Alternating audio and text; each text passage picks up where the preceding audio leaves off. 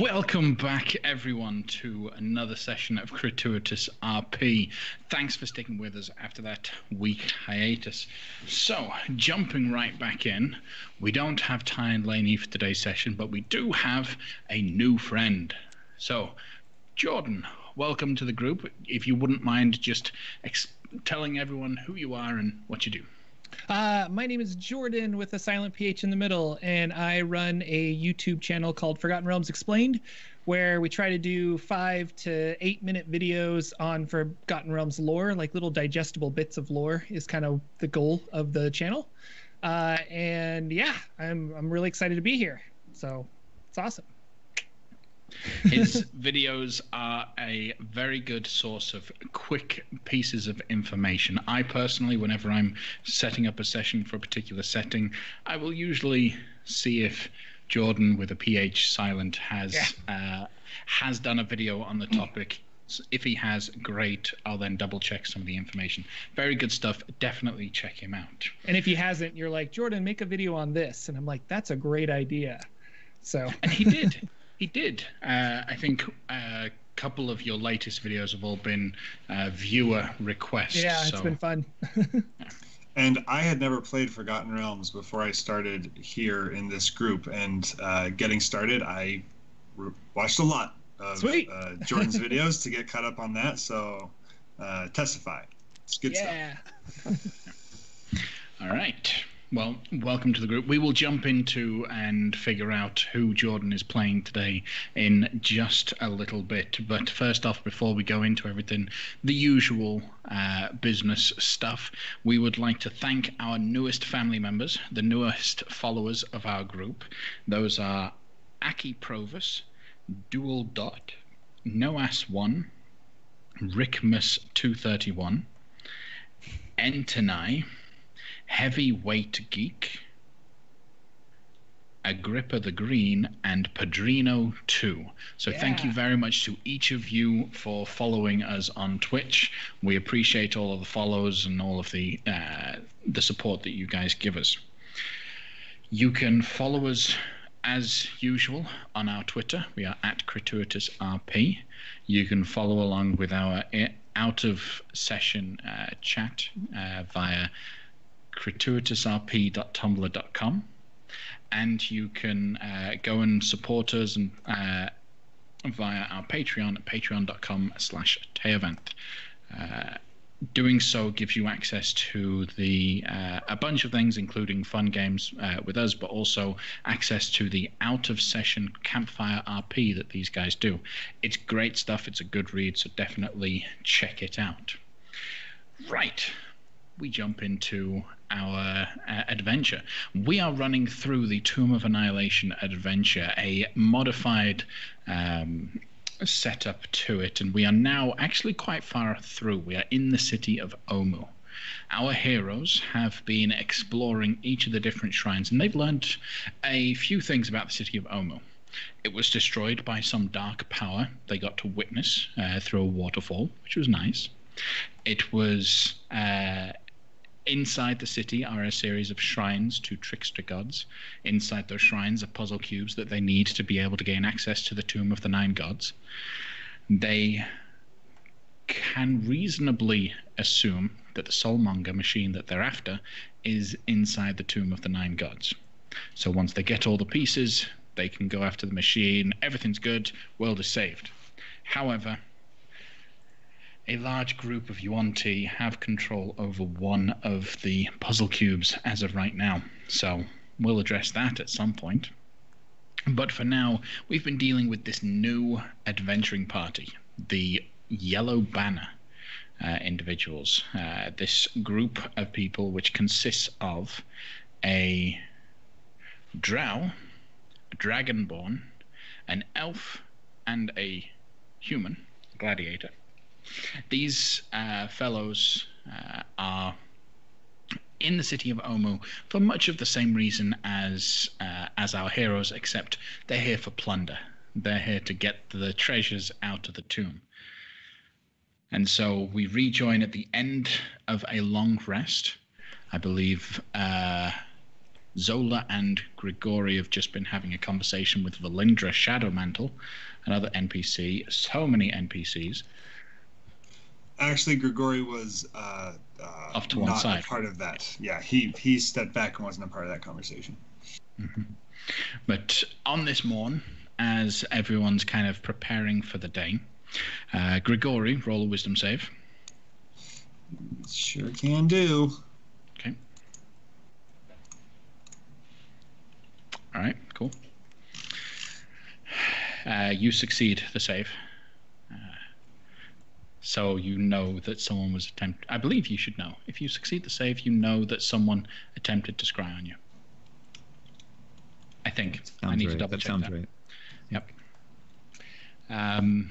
All right, but they failed. So, what do you do on this morn? What is the party doing today? What is the plan for the city of Omu? And I will move you to the map of the city so that we can refresh our memory.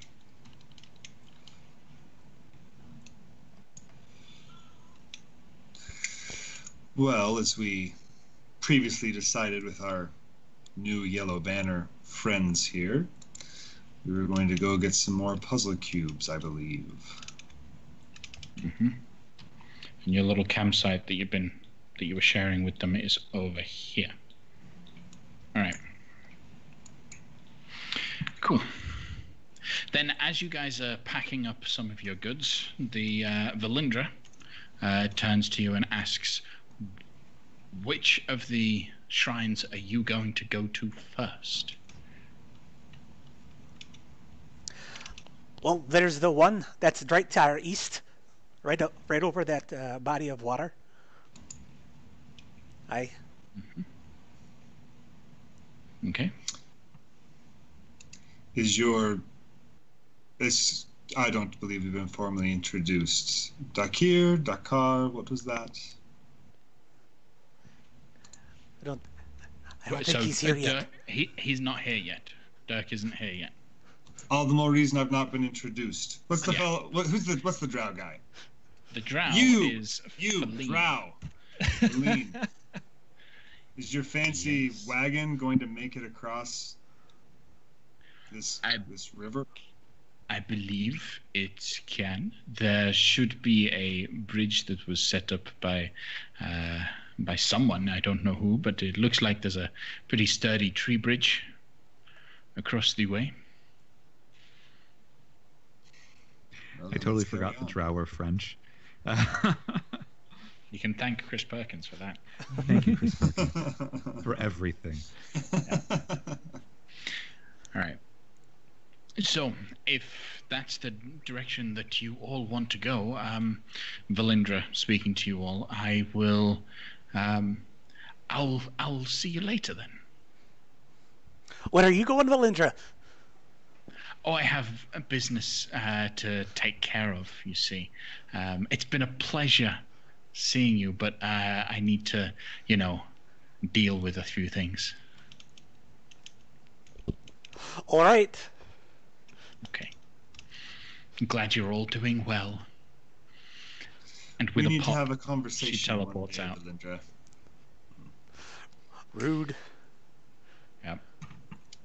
As she pops out, you hear a rustle. Some trees are pushed aside. Some rubble is passed over. Yep. And a kobold steps out from behind a building. What do you all do? Fire in my hands. Okay. Is he alone? So, he is alone. I think I just cock my head skeptically at this very birdish look. Careful, he might be one of the cleanup crew, the ones who are going from shrine to shrine. Maybe he can help us. So this is where we meet Dirk. So, Dirk, describe yourself to us. What do we see when we see this kobold popping around the corner? He's about 3 feet 3 inches high. He's got red scales, red scaly skin. He's got a short sword on the side and a dagger on the other side. He's got blackish armor, like hide armor and things like that. And an unusually long tail that kind of balances his front as he is kind of constantly creeping forward, like at an angle. And he's looking around at these guys really like judgmentally, like what are these fools doing in my house kind of mentality. Mm-hmm. These fools, as you see them, are camping with your yellow banner guys. Now your group consists of, as I mentioned before, a drow named Feline. Okay. And I will... that's Feline. A dragonborn or half-dragon named Robin. The elf, let me just grab her name again. Yes. An elven mage named Elisette. And a human Chultan gladiator named Dean. And their pet, I should say, construct, which is an oaken bolter. And they're just hanging out with this random party of strangers that I don't know of, seemingly Correct. enjoying sharing food and things like that. To some degree, Robin the Dragonborn has really taken a liking to the blue Furbolg druid that you can see within this party, and so he's having a lot of fun with him. Everyone else seems somewhat separated, though. A little bit. It's like the 6th grade dance where the boys and girls, like, you're supposed to dance, but they're kind of like... When was the last time I saw my Yellow Banner people? Would be close to 10 days ago, more or less, when you separated, you to go get more information about the city of Omu, and they to start searching for it. All right. So I probably come around the corner and I go, my Yellow Banner brethren, you've discovered more slaves to help us uncover this entire city of Omu. I'm quite proud of you. Where did you get these slaves? Immediately, all of them, in a manner that's completely unfamiliar to what they'd been experiencing the night before, all stand up to attention. Yes, sir. Yeah, sir, of course. Yes. And I snap my fingers. Line up. I need answers right now. And they line up in a nice row. They do. They're all twice your size, but they just follow instantly. Okay. They have the puzzle cubes, and we need their help to get into the tomb, sir. You let them take the puzzle cubes from you? Well, we had one, but we did lose that one. But they took the other ones before we could get them. And I turn to the rest of these people, and he's like, well, allow me to introduce myself. My name is Dirk. And I flip up a short sword and catch it in midair and resheath it to just kind of do a little intimidation, like I know what I'm doing. What is your purpose here in my city of Omu? Sorry, is this your city? We were led to believe that the Yuan-Ti below were the ones in control. Or at the very least, that the royalty of Omu were human, not kobold. I have legal precedence of this city. Everything that exists within this city is mine, legally, and so we don't need to go into the nitty-gritty of it, but if you guys just go ahead and believe me, I think we'll be in a good spot, all right? The Yuan-Ti have infested this. We need to clear them out. We're going to make Omu great again. It's going to be great. Do I believe him that he has any legal right to this town? Roll an insight check. And Dirk, roll persuasion.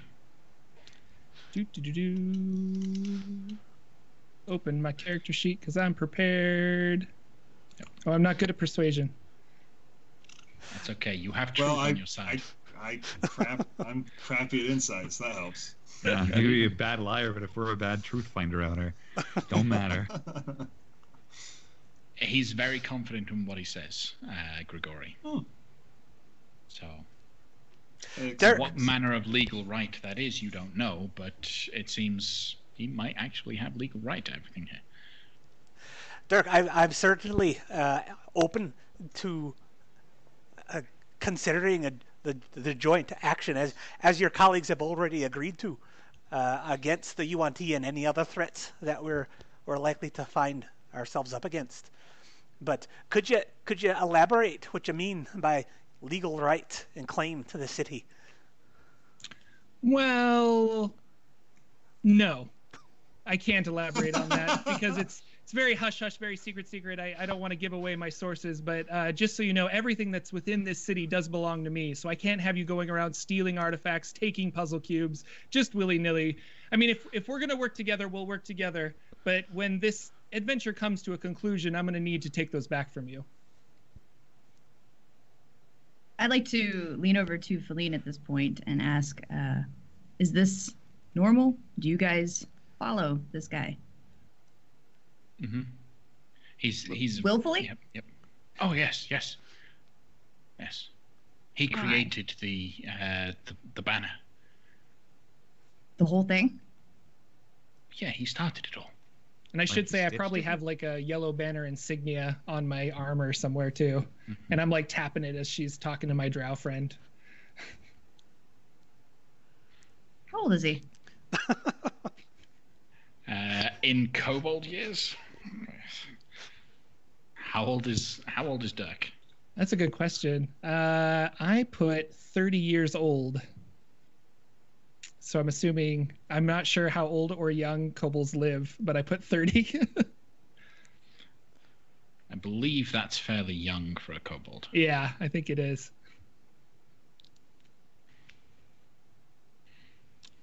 I'm old enough to run this town. I'm old enough to run this. I don't think we need to be throwing out like, oh, you're just not up to the task, okay? Like, these guys know they how to follow orders, and if you know what's right for you guys, you'll learn how to follow orders too. Your troop, your Yellow Banner folks, entered into an agreement with us.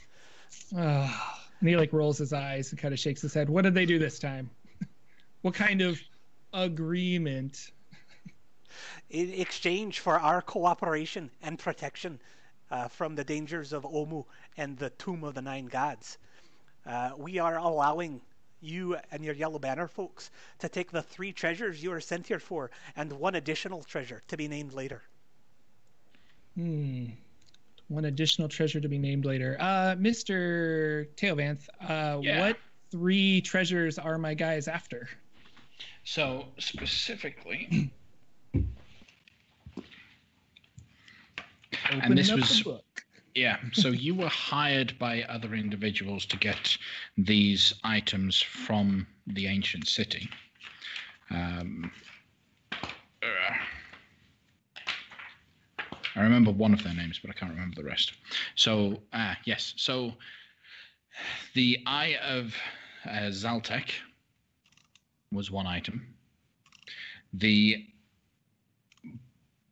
Black Opal Crown was another. I don't think I mentioned that one last week. The Navel of the Moon, and also the Skull Chalice of Quare, or however that's pronounced. The Skull Chalice. Now, as part of your deal that you made with Princess Maxanare, you got rid of your contract to acquire the Skull Chalice so that you could offer it to her as part of your deal with her. Okay. And so those are 4 items that you were originally hired to get, but as a result now, regardless of what verbal agreements your team have made, you have the legal document aside. So... So right now, everything in this city belongs to me because of Princess Maxanare? Yes. Okay. Prove it. And he reaches into his shirt and he pulls out, and I imagine it's like an official looking, really nice document, probably like gold trim on the side and all this fancy stuff. It's got a ribbon around it, and he undoes the ribbon, and this is a very important document, so he's very meticulously like taking it out and unfolding it. And he's like, if you hurt this document, you're gonna get it. And he hands it over for you to inspect. Gregoria's like really calm and like haughty and like takes it, but his eyes are like, ooh.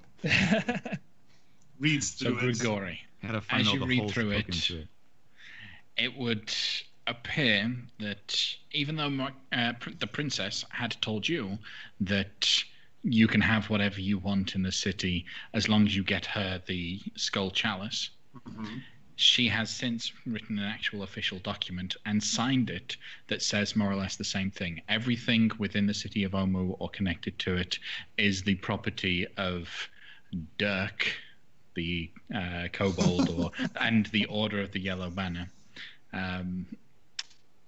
in return for them providing her with the skull chalice.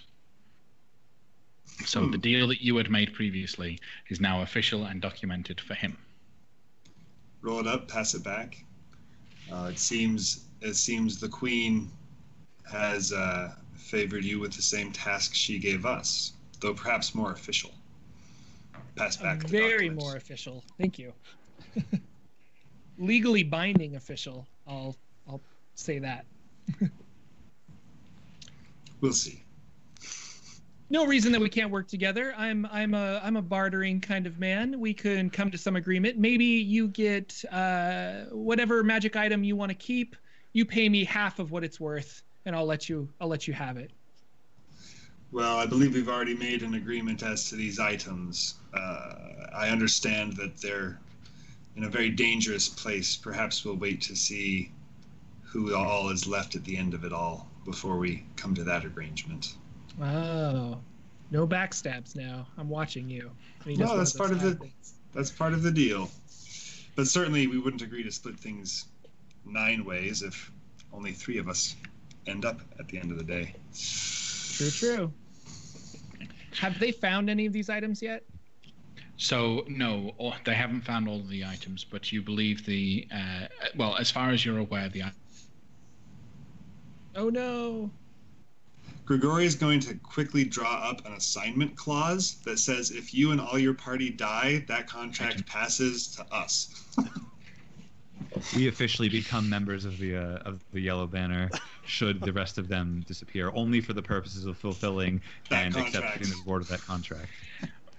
Rather than getting into a whole session of law, let's kind of. No, this is our area. Let's do it.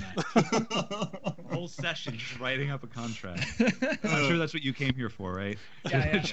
Roll for contract. Okay. Sub-Article 7, Section 12. Very good. Well, Dirk, I lead on. And I turn to my yellow banner fellows and I say, "What you've been in the city longer than I have. Where or what? I guess I should say, what information did I gather that I was gathering and coming here, or was that just me talking to the princess?" That was you gathering the base knowledge about the history of the city of Omo. And when you found out that through your learnings that there was the royalty had escaped the destruction of the city and that there was a living heir, you had explored that angle. Briefly, it involved you crossing paths with a Medusa, which you ran away from as quickly as possible. Sounds like me. Yeah. But then eventually it took you to Kir Sabal, where you met the princess. That's more or less all your route took you through. And then you used your connections to the party to be able to find the city, since they were already there, and you came straight here. Your team approach you. We know where the shrines are, sir. And we know these fellows have at least one of the cubes. We had one of them from one of the shrines further north, and it looks like most of the shrines to the western side of the city are empty right now. Whether they have them or not, I don't know. But I believe we were going to check out the shrines on the eastern side of the river. sir. That sounds like a very good plan. Don't get cocky, though. It wasn't that good. I could have come up with a better plan. But anyway, let's move forward. Yes, sir. Okay. So, is there any way that your contraption it can be quiet, or is stealth like out the window at this point? It can be quiet. It's not proficient in stealth, but it does have a decent dex. Okay, good enough. If we're moving, I'll separate from everybody. Okay. And I'll stay about 60 feet away. I'll stick with Zola for backup in case. Oh no, because Zola's probably better to be ahead as a UNT also. So I'll just keep behind. Okay. So, making your way through the city of Omu, you've done this a bunch of times. How are you proceeding again? Now you've got a much larger group. Are you still attempting to go stealthily? Obviously you're keeping an eye out for any potential dangers. But is there anything else you'd be doing for precaution-wise? Dirk, perhaps you noticed one of our number has UNT blood. Our modus operandi to this point has been that if we encounter anyone, she acts as our leader and we as her slaves, and we bluff our way beyond whatever problems we may encounter. That seemed to work well for us thus far, though if you have different ideas, as the leader, of course. Well, the UNT will not respect my legal precedence over this city, so I'm willing to go along with something like that, as long as we remember who's really in charge here. And he storms around. Actually, I should give you guys a heads up about that, and I'll get closer to them so that not everybody can hear this. I had a conversation with Valindra shortly before we left, and it seems like my pull as a UNT may not have as much force behind it as we were hoping. Apparently, purebloods can also be taken into slavery and do. Just mind that. The ruse we played initially once might be the only time it works. Better than nothing. Should we have Tower cast Pass Without Trace while we're going, especially since we're such a large group? I think so. But so it was discussed previously that to help work together better, we split the teams. Half of your group go with half of their group, and so on. And for my sake, unless you really need to keep Tower and Carmen with you for the session, I figured that's probably the course of action that we'll take. That Tower and Carmen will head off. We'll stay with you, but they'll stay kind of separated with the other half of the group while part of their team come with you. And part of their team being Dirk. Dirk, that's a great idea. Perfect. That's a wonderful idea, Dirk. We should go with that. Yeah. Right. And I'm going to keep my eyes on all of you. So. All right. So, making your way through the city, we're going to need perception checks from everyone as you look out for any potential dangers. And I will take passives as a minimum. So, Zola's passive, 19. Mine's 16, my passive. 16, yep. Okay. Oh yeah, we should probably do a whole bunch of other perception checks as well, right? Oof. The drow, it's sunlight, that's why the drow struggled. Oh, I'm in sunlight too. Just I have that hindrance as well. Oh no, you got a 22 instead of a 23. Yep. We can get you a wide-brimmed hat at some point. Okay. Okay. So, you guys take a look around. There is a lot more activity on this date compared to the day before, especially as you're getting closer to that bridge. You start seeing a little bit more of the UNT patrols as they're making their way through the city. The question is, are you going to try to avoid them, or are you going to walk past them as if you belong there? Like we belong there with our oaken bolter trailing behind us and this mixed matched group? Just checking if you want to stealth or not. Well, I'm for stealth. stealthing. Stealth first, and then if we screw up, try to bluff our way out. All right. Then Tower will cast Pass Without Trace, so that everyone gets a +10 to their bonus as long as they stay within 30 feet of Tower. I believe that will mean that Zola, you probably won't get it if you're keeping yourself separated. Everyone roll stealth checks. Wow, I'm rolling really high.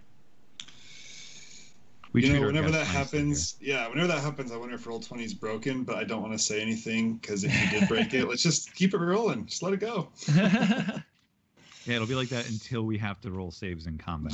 That's right. Not once. All right. Sorry, bear with me. All of these folk. That's not bad. The oaken bolter is actually fairly quiet. Someone oiled up its wheels. The drow did pretty well, and Tower and Carmen will probably do pretty well too. And there's more than enough successes in there. All right, so as a group, you get up to the bridge quietly within the shadows created by Tower. You are safe from any sort of detection. Now you have the bridge ahead of you. This bridge that crosses the water is fairly well crafted, actually. It looks like someone has lashed together 4 huge, thick trunks of trees that span this 50-foot gap at this point.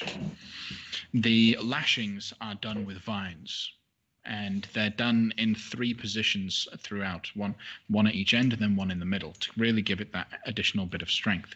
It's wide enough for you guys to easily walk over it. Do you just walk over it? I will fly over it. Okay. I'll test it out. I'll go first. As you walk over it, it seems fairly sturdy. By yourself, you're a fairly light individual, not too heavily armored. You get across without any sort of issue or problem. You don't hear any cracks. A bit of water does spray up at you, but that's about it. Do I see any shadows in the water? Roll a perception check.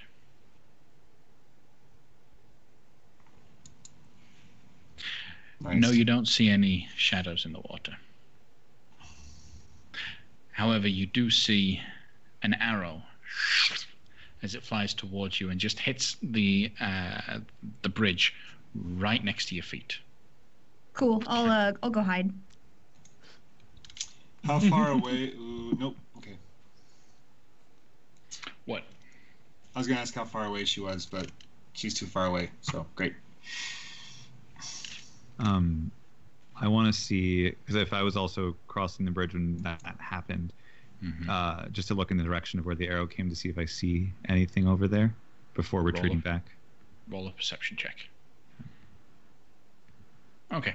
You actually do notice where it was from because someone was focused on the bridge, not the sky above the bridge. You spot a tabaxi. Ooh, cutie. Actually, let me pull up an image of said tabaxi. Because I have one. This leopard print tabaxi steps out from amongst some trees with a beautiful headdress on. Oh, I like it.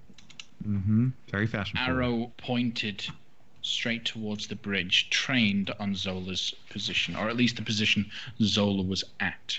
But he doesn't see you and isn't regarding you at all. What are you going to do? That's a great question. I think I am going to very quietly. So he's just on the other side of the bridge from where we are. Just on the other side of the bridge, yep. I'm going to, again, quietly, to attempt to not make a sound, to draw his attention my way, advance a little bit just to see if I can tell if there's any other to backseat with him. I'm also going to draw my shield in case he does notice me. Okay. Just for some this is protection. you separated from the entire group, so you will need to roll your own stealth check. And this won't have the bonus of the... No, it won't have the bonus. Okay. So you draw your blade. Oof. Oh, no. And you start sneaking up towards him from behind. Oh, not my blade, just my shield. I just have my shield. Just the shield. I'm scouting.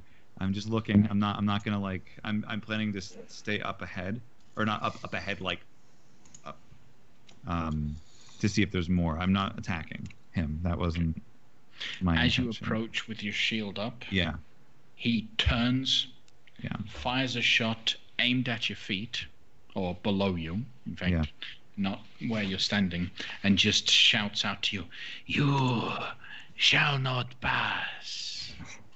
So overdone. Oh my gosh. This is Bijou saying this like under his breath.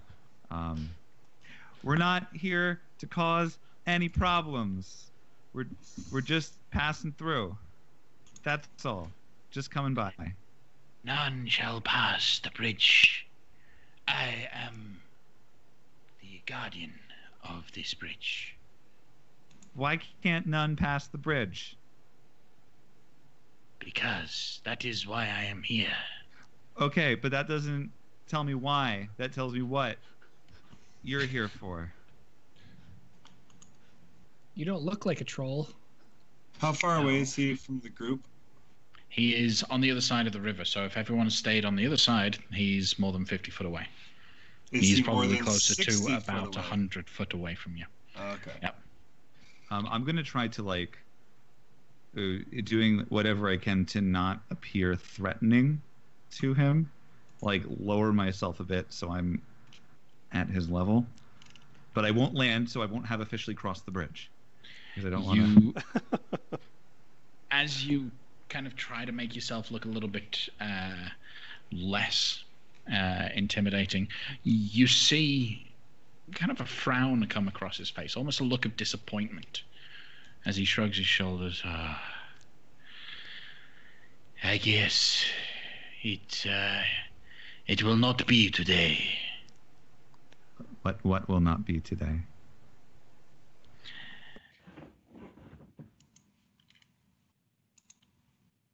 Roll a persuasion check. Oh, this is going to go really badly. Okay. Where is it? All right, -1. Oh, oh no.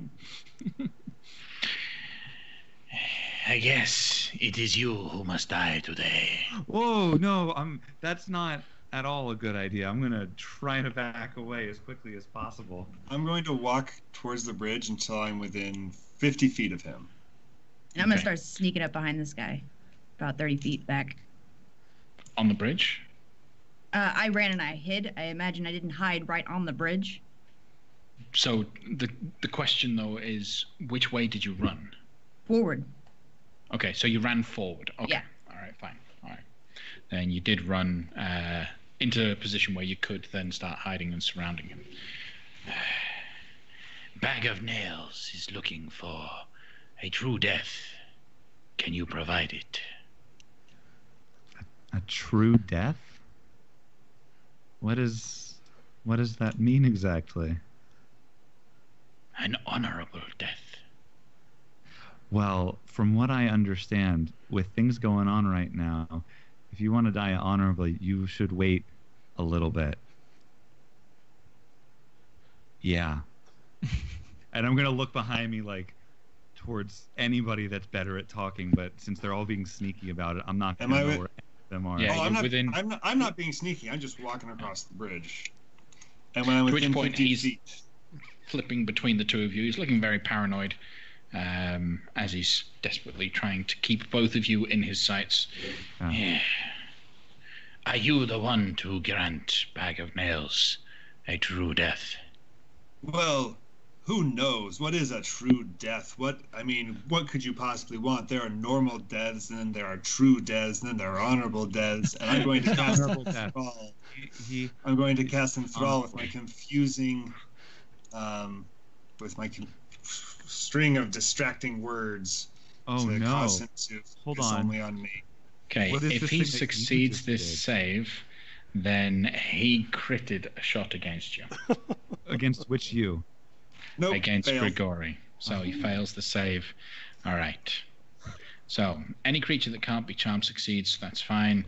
On a failed save, the target has disadvantage on wisdom checks made to perceive any creature other than you until the spell ends or until the target can no longer hear you.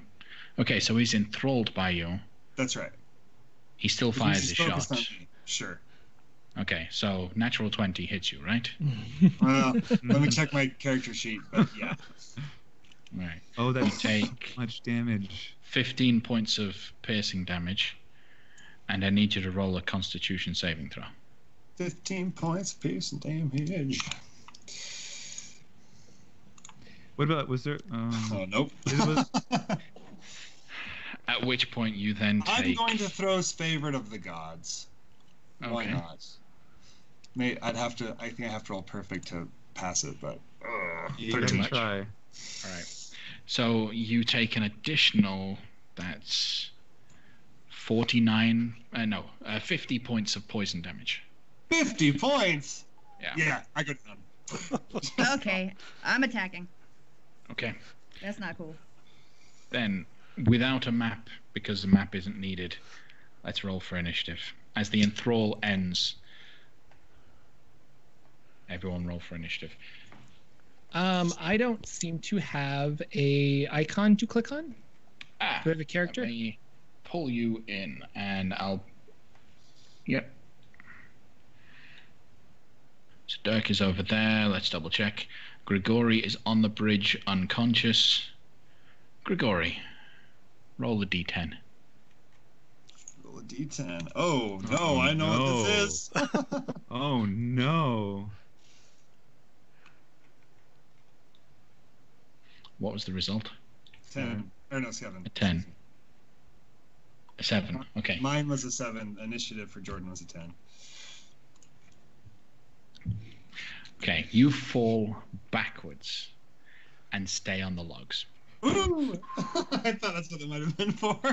Because you might have fallen into the lava if that was the case. All right. So I have Zola, Grigori, Pijo, Avery, Dirk. I need to roll for Tower. Are any allies close enough to Grigori right now to... Pretty much everyone. It'll have to be on the start of my turn. Okay. Oh, okay. It's on your turn. Yeah. Got it. Yeah. Got it. And we'll probably end up with spending more time rolling initiative than the actual battle itself. I mean, there's only so many people who can go across the bridge. Maybe only the first 5 of us can get across. Carmen's sheet one.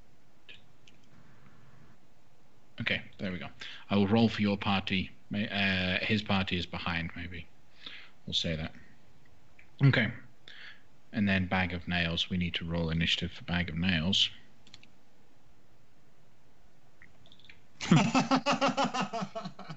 Is this even going to be an honorable death? All right. We all just Carmen will gang just up on spend her. her time moving forward. Averine, what would you do? How close am I? So, other side of the bridge, 50 foot away from the eastern side, I would say 75 foot away from Bag of Nails himself. Okay, well then I will get 15 to 20 feet closer and cast Hold Person. Okay. And I'll yell out, "Whoa, whoa, whoa, what the hell are you doing? We're just crossing the bridge here. What do you think?" Does a 14 save? It does not. It does not. Then he is held. There we go. It's paralyzed for the duration. And at the end of its turn, it can make another wisdom save. Okay. So, since he's paralyzed, what else are you doing? That's it. Okay. Pijo. Well, since he's paralyzed, Pijo is not going to actually try to kill him. But I am going to cast Healing Spirit, or what have you. Healing Spirit on the area where Grigori is, so that he can get some some nice heals going on. All right, that'll be good. Yeah, and I'm gonna put my shield away, and that is all. And then I'll fly a little closer so I can just be nearby in case anything happens. Not that being on that was.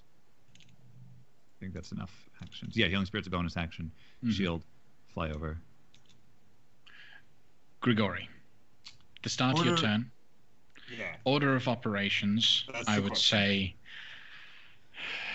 roll a d2. On a 1, you suck life out first. Are there any allies within 30 feet? Averine and Okay. Pijo. So I rolled a 1, so that means healing spirit hits me first. No, on Or- rolling yeah. 1, you suck out life from a party member first. Whoever is closest. I don't pick. Pijo and Averine are within 30 feet. Whoever's closest gets sucked. Pijo. Yeah. So roll Down 10. Roll. or- It's a d6, isn't it? For the healing spirit. I thought no. I thought Demise missed this one first. Yeah. No. Yeah. So how much damage does he take? 10 points. Yeah. 10 points. Okay. It's So just a Pijo straight takes swap. 10 points and Grigori, you wake up. You then also get another d6 of healing. So I start with D10, right? I just start out with 10 hit points, and then I get You 1d6. start out with 10 and then get 1d6. And then what would you do on your turn, Grigori? Ball. Just on my back. Just point at him and fireball it up. Fireball. Yeah. Okay. On his location. Yep.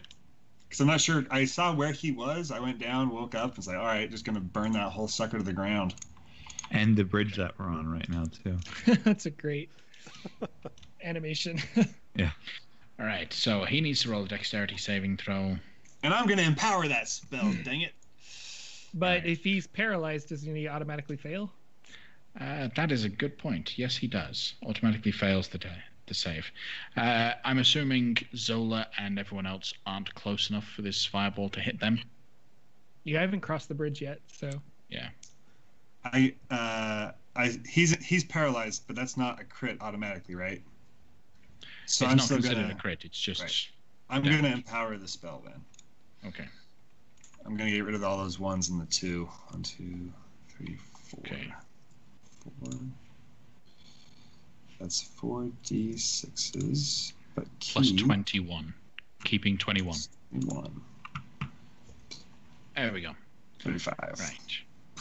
He takes 35 hit points. That hurts considerably, as it just all explodes around him. Thankfully, he did a good enough job on the bridge. That's not enough to be able to destroy the bridge that you're on.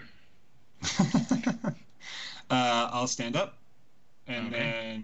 then walk towards him, I guess. All right. Zola, what are you doing? Come flying out of the bushes like I'm ready to take this guy's blood, but I slow down as I'm approaching, seeing that Averine has cast Hold Person on him. And instead of attacking standard operating procedure, I'll proceed to tie him up with his hands behind his back. Okay. So he's grappled, restrained. Dirk. This guy Yeah, took go out. ahead. This guy took out one of the other people. Yeah. So I probably saunter up, I guess, cross the bridge, walk over to him, and I'm like, these people represent a valuable investment in the city of Omu and my personal pocketbooks. I would appreciate if you don't arrow any more of my constituents here. Guys, I think we can probably milk this guy for some information at this point, and I just try to... Well, he's paralyzed, so I kind of just say that and walk up next to him. Okay. Tower would not do anything because he's paralyzed. He's paralyzed. Let's see if he manages to become unparalyzed. That's a 13. I believe that's a no. Okay. So, again, it looks like you guys have him considerably trapped as it is. So we're just going to forget about the initiative order, jump into it, at which point everyone crosses the bridge. Everyone is safely across. He'll finally, eventually come to and be able to break out of it, tied up. You see that he doesn't struggle at all. against the restraints. Once he realizes that he is restrained and he's been defeated, he just kind of bows his head. Just as an aside, I'm going to use one of the turns of Healing Spirit on myself to recover from the demands of Nessus, just so it's known what I'm rolling for before I roll. Yep. And you probably got enough extra turns to get Grigori back up to full, I'm assuming. Yeah, because that was only one turn, so there's still 9 more left. So. Grigori, what the hell did you say to the guy? Something innocuous. I was simply trying to distract him, and I would note it worked. He noticed me and left Piju alone. So, mission accomplished. That went exactly the way I planned it. From what I heard, it seems like he might be obsessed with finding an honorable death. He said true death. Mm-hmm. He said when I asked him, he said honorable. So I don't know what that means. Seeking out a death that's honorable seems like a weird way to find honor, but I'm sure if we sent him to a shrine, shoved him in, and closed the door for a few minutes to see if he could find a cube for us, that would be very honorable, as it's helping to save the world. And if he died while doing it, well, he could claim a honorable death in a worthwhile endeavor. The true death can only be granted by someone who has bested me in combat. I look around, like, that seems to be exactly what happened here. Why do you have a death wish? I give Averine a dagger. Here you go. Bag of Nails has lived a long and full life. I seek only the rest that comes with the final piece. Lady with goggles, finish me. Well, I gather you're talking to me. You've been in this city your whole life, or no? What are you doing here? Bag of Nails came here looking for a challenge. Well, I tell you what, all you have to do is literally look anywhere, and you'll find one. And I found you. Please, that's true. You have earned it. I'm not going to kill a defenseless man. Are you daft? Well, we can take care of that. I can let his bindings go, and then you can have at it. He seems to think you are a virtuous opponent, Averine. Would you deprive an old man of a final battle? Aye, it's daft, I told you. Bag of Nails, is that your name? That is this one's name. There's no honor in just dying for dying's sake. If you want to die with honor, then help us save the world. There's a curse, and we mean to end it. I know there is curse. I am cursed. Not figuratively. We're talking about a literal curse. Does he look like he has the death curse upon him? He looks withered and old, though it does you'd have to roll a medicine check to be able to see if the withering is natural or not. While he does that, do you have any burial rites we should perform after Averine here kills you in battle? Averine's not going to kill him in battle. Averine's not going to kill you in battle. Well, in that case, Averine, do you have any burial rites we should do when he kills you in battle? He's not going to kill you in battle, Averine. You're not going to kill her in battle. We're fine. The right way would be to share a drink over my grave. So you do prefer to be buried over, say, thrown into lava? Yes. So with the 14, you can tell Dirk that he is cursed by the death curse. Oh, okay. Yep.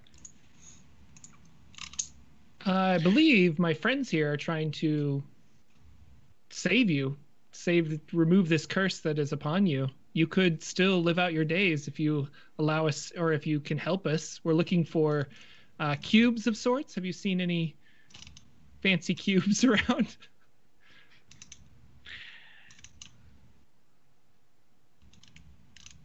I know the Yuan-Ti took one from that shrine to the north. And he points in the direction of a shrine that you can see that is just north of this position. Does anybody have a shovel? Out of character? I actually might. Hang on. I do not. Fair enough. I don't know. All right, carry on. Are you just going to start digging his grave? Grigory's going to start digging Grigory's going to start figuring out how to dig a hole, and we'll see where that goes. Maybe we fill it with something, maybe we don't. Do you show me mercy? I'm for it. If you yield, if you don't intend to do us any more harm. I mean, for crying out loud, you killed briefly Grigory. FYI, I just realised that poison damage shouldn't have been doubled. That was wrong. So you probably shouldn't have been taken down. It was still 25, right? Yeah. 15 to I would have been at 5 hit points. But thematically, going down is better. That's fine. While this is going on, actually, talking about him not killing us, I'm going to just remove any weapons he might have on him while he's tied up and held. Does he have a shovel? No, he doesn't. In fact, he has very little on him. Just his bow and his arrows. Ooh. And that sweet hat. Well, yeah, the sweet hat. Although the bow and the arrows are now in my hands. Yeah. I like his poison arrows. They're handy. So we'll show you mercy if you don't intend to do us any harm. Then I must seek the true death another way. No, stop seeking death. It'll find you if you just wait for it. But we're gonna make sure you're no longer cursed. So just put parking lot, that idea. We'll just come back to it.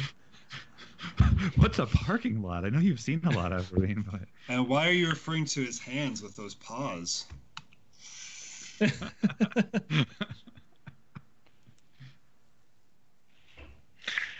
So, Bag of Nails just looks down at his restraints.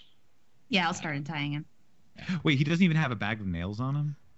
No, it doesn't have a bag of nails on him.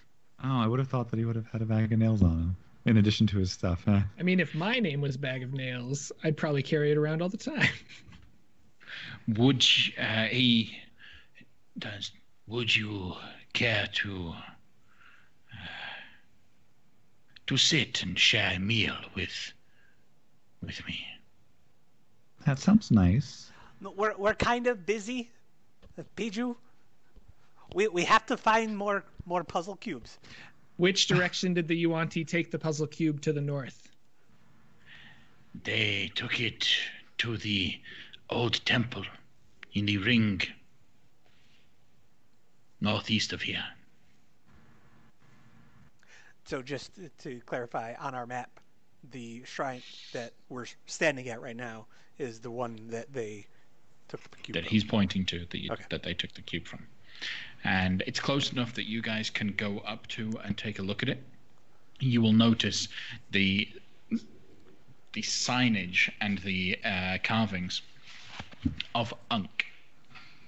You already knew that Unk's cube had been taken, so this just confirms that this is Unk's shrine and this is what they took. It's a very wonderful offer to share a meal, but we have things to do. We can't sit and rest while the Yuan-Ti may take other cubes. You're welcome to join us. This man has, without provocation, assaulted and almost killed a member of your troop in your city. I think we ought to leave judgment to you as the rightful and legal ruler of this land? Well, that's a really good point.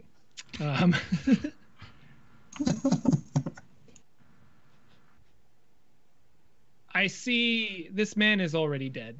He is slowly rotting from the inside out because of the curse. I see no reason to destroy him immediately, especially if you feel that we can remove this curse through your adventurous actions. So if we have all of the information we need, if you want to protect this bridge, old cat, you're welcome to continue to protect this bridge. Then I will return to my hovel and rest till you are done with what you seek. If you do save the curse, destroy the curse before it takes me, then shall we have a feast together? Yes, please. Or at the very least, Averine and you can have your mortal combat to the death. Okay. I'll invite you to the big parade I'm going to throw in Omu when the curse is lifted. And giant balloons of me. It's going to be amazing. Then, as you've finished unrestraining him, he will walk off a little bit, disappear behind a building, come back, and hand you a potion for your troubles. Who did he hand it to? Zola, since she let him go. Ooh, what is it? Does it bear any resemblance towards the potion that Greco gave me that I still have? Which potion? How It long was ago just was that? Just a potion of healing. Yeah, it looks just like a potion of healing. Oh, thank you. Smells just like a potion of healing. Thank you very much. May it serve you better. Are you sure you don't? Well, no, you don't want to keep it because you want to die. Right. Who wants this? Do I believe him that that's not just like...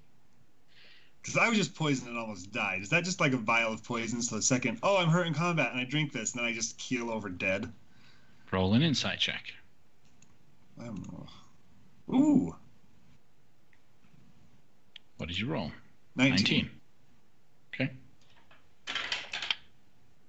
You believe him. It's a potion. And it smells and looks just like a potion of healing. Alrighty then. Okay. Piju, do you have any of these? No. It's yours? Yes, now. Okay. Thank you. So, Pijo, you now have a potion of healing. And that's Okay. my sheet. Then he will bow out, literally bowing as he steps back. You can see the feathers just droop down in front of his face as he heads back and disappears. As he walks away, I just whisper, man, I got to get me one of those hats. You could get one right now. It is right there. So, sir. Oh, sorry, before he leaves, I'm going to return his things to him that I took. Oh, you are going to give it back to him? Oh, yeah, that's because nice. he didn't seem like he gave us a peace offering, so I don't think he's going to attack us, so I'm going to let him have his things back. Fair enough. He'll take his poisoned arrows with him then. Yeah. Yeah. All right. Seems like the right thing to do. Grigori Dirk, shakes his head. your subordinates approach.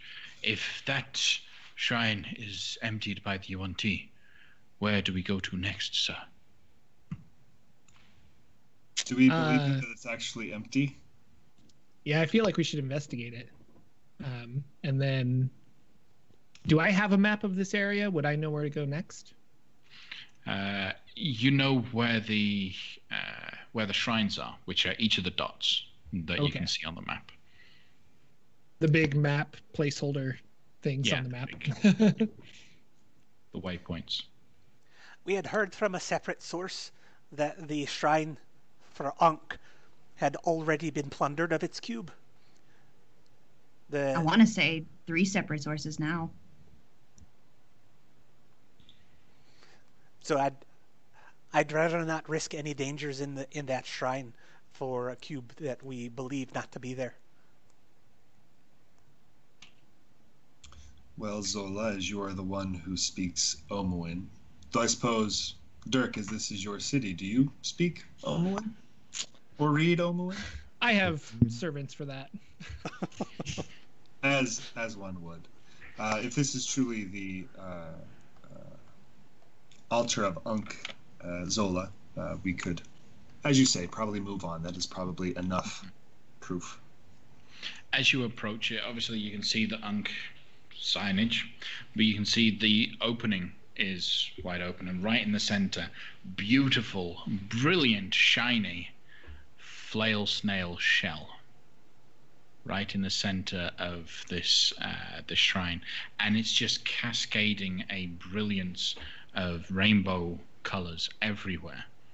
But in front of it is a pedestal that is empty. Yes, Pijo, it is shinier than shiny. I'm just gonna linger a little bit and take it in, drink in the shinies. Pijo feels like this is the world rewarding him for kindly giving that Tabaxi back his poison arrows. It's like, oh, thank goodness. There is good in the world still. Do I think it's worth money? That would be nature, history, or arcana to see if anyone knows whether or not a flail snail shell is useful. Which do you ask that aloud if it's worth money, or just keep it to yourself? Natural 20. Ooh. Natural 20. All right. You know that a flail snail shell intact is very valuable because of what the flail snail shell can become. Specifically, and let me just get the actual wording for it.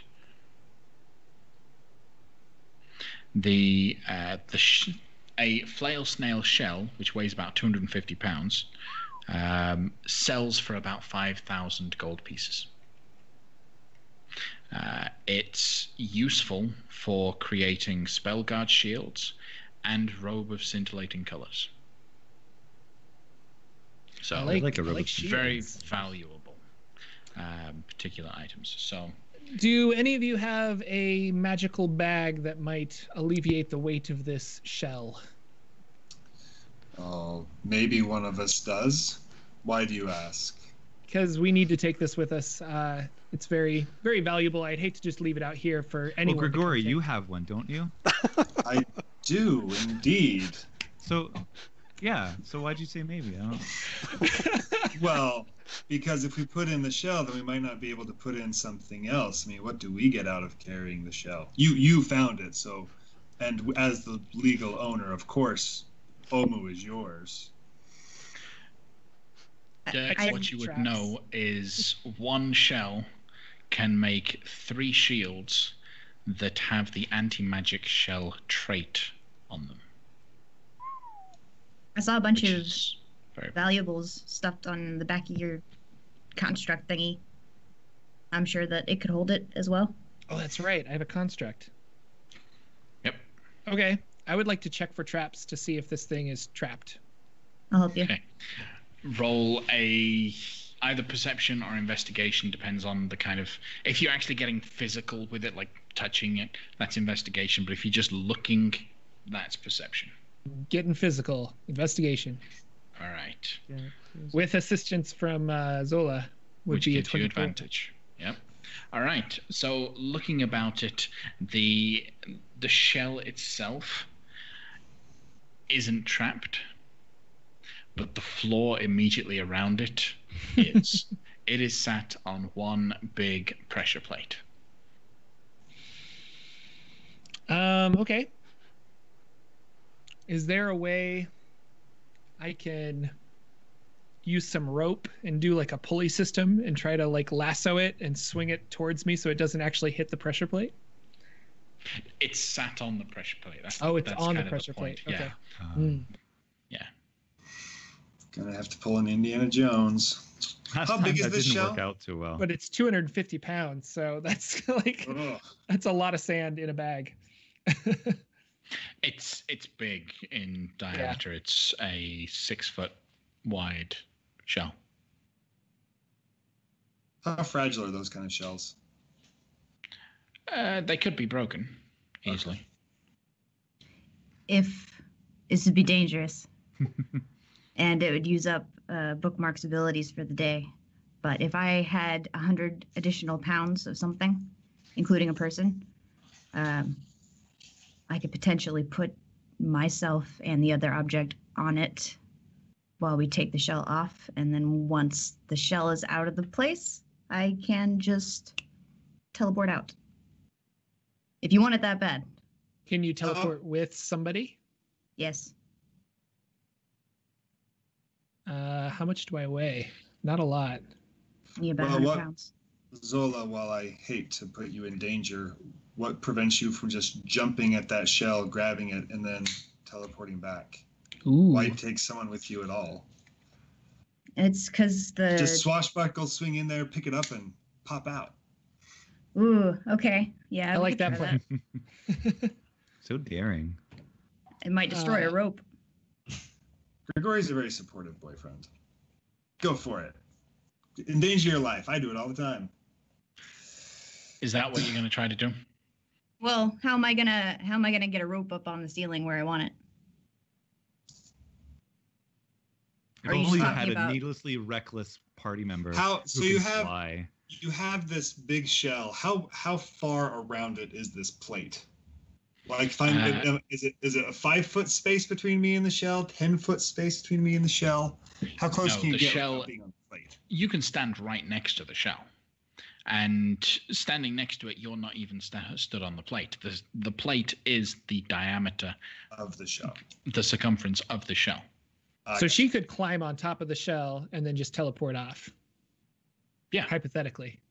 Climbing on top of the shell might still set off the pressure plate if there's too much pressure on it, though. I think all I need to do is touch it.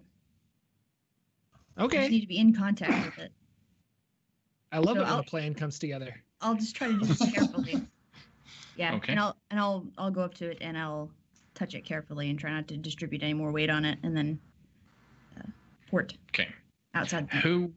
Who is within? Let's arbitrarily say 15 feet of the shell at this point in time. I would say that Dirk is, because he's really intensely watching this. He wants this to happen. Yeah. Okay. If 15 within 15 feet. Did we ever bother checking to see if there was a flail snail inside this flail snail shell? I don't know. I did an investigation. Their investigations were for physical traps, so that's what they found. Oh no. I think Pija would be about that close because he's real distracted by the shiny. Okay. Yeah. Okay. Grigori probably stepped back doing the watching and hoping, so he's probably not that close. Okay, so it's Dirk, Zola, and Pijo. Yeah. Okay.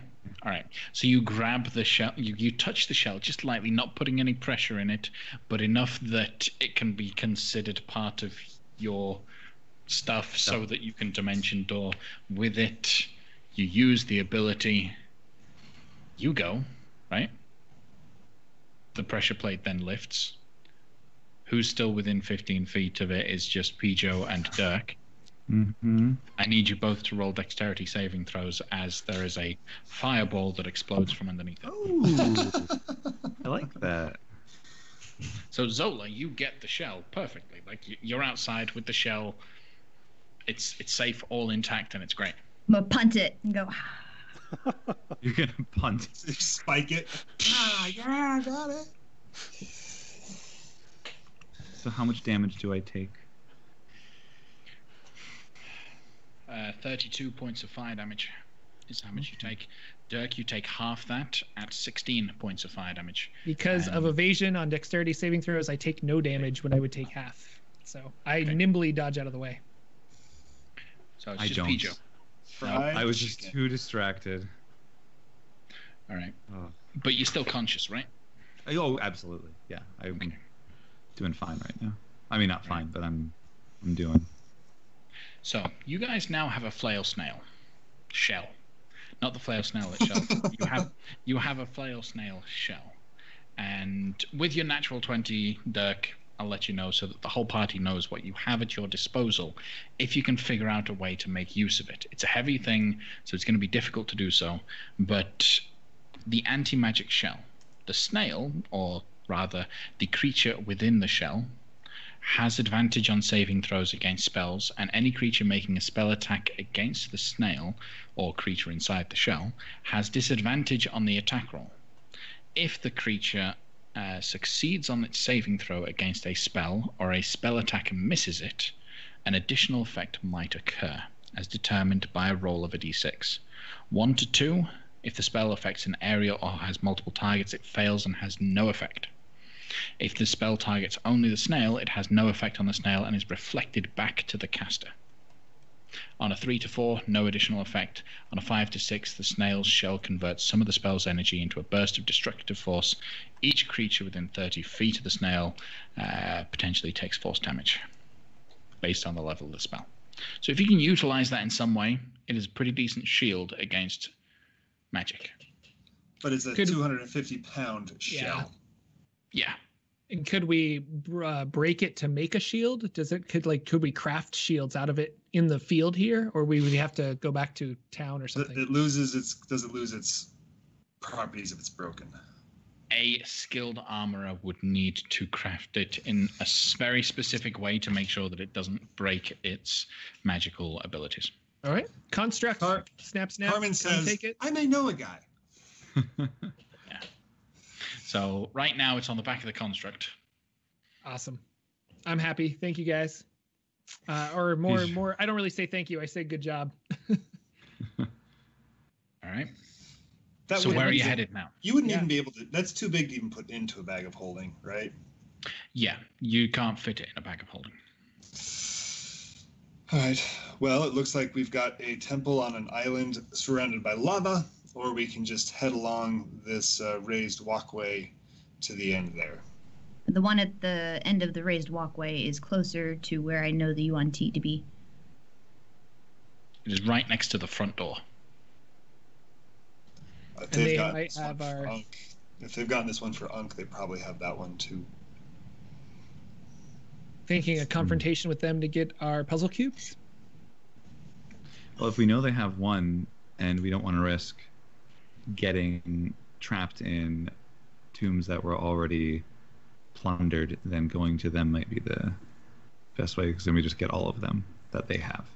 And I've always thought it would be best not to go with all of the cubes, because then they have no reason to keep us alive. Just kill us and take the rest. Oh, maybe they got the one to the south as well.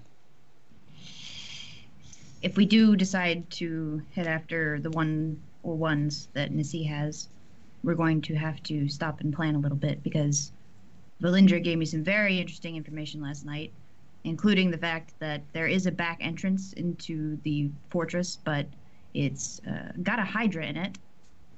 And if we go the front way, that's a fine way, but there will be much opposition, and it won't lead us directly to anyone we actually want to talk to, unless we want to talk to their sage, who is apparently the one that is not happy with how Nissi is running things, and she seems to have at least as much power as a general. So there's that. As the lawful landowner of Omu, I wonder if you have anything that you know, Dirk, that you could contribute to the situation. Yeah. It's, you'd think that I'd have something, but no. I don't want to fight a Hydra. That sounds dangerous and scary. But definitely, a little. If we're gonna have opposition no matter what, so I'd much rather us gather these cubes and punch our way through if that's what needs be. I don't think that negotiations with the UNT are probably not in our favor. Or at least not in my favor with them. Like, they're not going to listen to me. Well, if we were to try to get into this UNT stronghold, I like the idea of going through the secondary entrance and trying to sneak past a Hydra guard if that's what lies before us. There's no reason we have to fight the thing. If we did successfully sneak past the Hydra, Valindra said that Nissi's quarters are right beyond there. And who's that again? Nissi's the general? So you would know this much you would know, that Razin C rules all the Yuan-Ti here, though he wasn't originally a Yuan-Ti. Okay. He was a human that, through necromancy, turned himself into some form of Yuan-Ti monstrosity. Okay. He's the big bad of part 1, I guess. I don't think... Well, correct me if I'm wrong. I find it unlikely that a group of this size could sneak anywhere. Additionally, the fate of the world is on our shoulders. If we were to fall and die, all of us to a man, that would be problematic, to say. Perhaps some of us could scout the area. If we can circumvent the Hydra or defeat the Hydra, get in, while a group waits out here. Or at the very least scout ahead, and if bypassing the Hydra seems impossible, returning and regrouping at that point. Well, we got the information regarding the Hydra from Valindra. Is that right, Zola? Yes. I think it bears asking her more questions to see what other things we can learn ahead of going down there, even to scout. When will you see her again? Valindra's traveled with your group for some time with the Yellow Banner, hasn't she? Has she? So, Dirk knows nothing about Valindra. At which point, when you question it, that's when your entire team, again, look a little sheepish, look a little bad, and the drow steps up. Yes, so in order to find the city of Omu, we got a little help from this elven woman. She helped. Where's this elven woman now? She disappeared not minutes before you arrived. Seems very suspicious thinking about it right now. Yes. Ay, all right. She apparently did not ever need to sleep, so at night she would go off and do other things and then come back and help guide us to the city. She told us about the puzzle cubes and the locations of the shrines, and she's been helping us to get this far. She's like an independent party. Well, talking about this, our decisions about the Hydra is not going to help us with the decisions of just going across to pick up the next puzzle cube, correct? Like, we should just continue going east and hit that next point of interest? Question mark? Well, I'm inclined to head to the one to the south. It seems like it's harder to reach, and therefore more likely to have a cube within it. Could Pijo, could you, you're the Aarakocra, correct? You could fly over? I can, although I'm feeling a little winded. A little toasty, a little fried, if you will. No, you bounce back. You're going to be great. Yeah. Just fly it off. You'll be fine. I'm great. We're good. That's what I like to hear. Good job. You also... One of the specific reasons why you've traipsed a ballista around with you everywhere as part of your group is to cross gorges and distances like this. Tie off a rope to a bolt, launch the bolt, and use that to get across.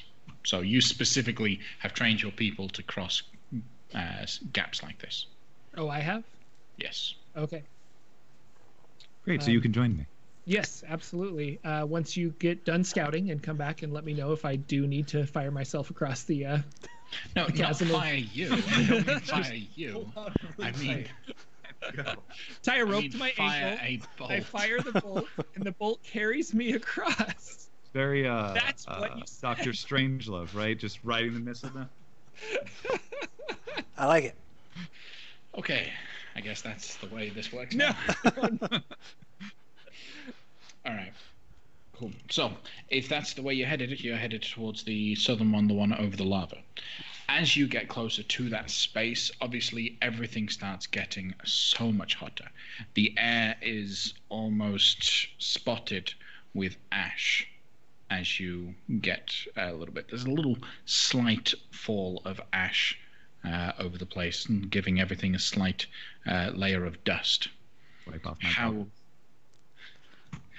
yes, after a little while you will probably need to. Like a very light rain, a misty kind of rain. Pijo, you're going over by yourself? Well, nobody else. I guess people could cast fly on themselves, but Pijo's not going to assume that anybody else is going to put themselves in danger. He is going to take a minute just to heal up with Healing Spirit, since he is worried and hurt. So I'll just do that. I'll just roll that and roll those heals real quick. But yeah, I'm going to go over on my own, unless anybody else wants to join me. Well, since you're the only one that can fly. Yeah, that'll be me. Let me roll my... Just so I know in case anything awful hurts me. So I'm gonna fly over there, and I'm gonna be I'm gonna try to be quiet in the air. Although there's definitely the fact that I'm just a bird flying around in the sky is going to draw attention to myself regardless. But I'll roll stealth. Yeah, you can do if you're trying to act a little stealthy. What is it that Pijo would be looking for as he crosses over? Well, I guess he knows he's going over there to scout. Although this scary little lizard man was being very aggressive, and so he is just looking for things that would be dangerous. So he's going to look for other people or other beings that are over there that could attack us if we show up. I don't know if the discussion about the ballista would have happened amongst us as we were going, but if it did, he'll look for a place that the bolt could land safely. Okay. And he's going to see if he can find the best way into the temple. So he's going to look for enemies. He's going to look for a landing spot for the ballista bolt, and he's going to look for a way in. Okay, roll a perception check. Cool. Okay, 18, not bad. You, looking for those things, you do find plenty of information. So on this race thing, there is only one thing, and that is the shrine itself. It is just like all the rest, a square-like building with a walled compound around it, and the walled compound is broken. There are plenty of trees, palm trees, that dot around this space, all covered in vines that loosely hang. Mm-hmm. But clearly you can see that the land around the shrine must be protected of some form, because the actual circle that it's on is too perfect to have naturally fallen this way. Okay. The pillar that it's on, the tip of the pillar in the lava, is a perfect circle. So the area on top of it must be protected from the whatever has eroded the land. You don't see any immediate dangers. You don't see any creatures or anything that should pose you a threat. You can see the entrance to the shrine covered in cobwebs, and you can't see past to the cobwebs because they're so dense. But you do see plenty of trees to be able to tie off a rope to. Okay. I think I want to... So I'm looking through some of the stuff that I have, because I'm thinking to check out, to go in a little bit closer to see what's around there. So I know you said I can see there's cobwebs, but they're a little too thick.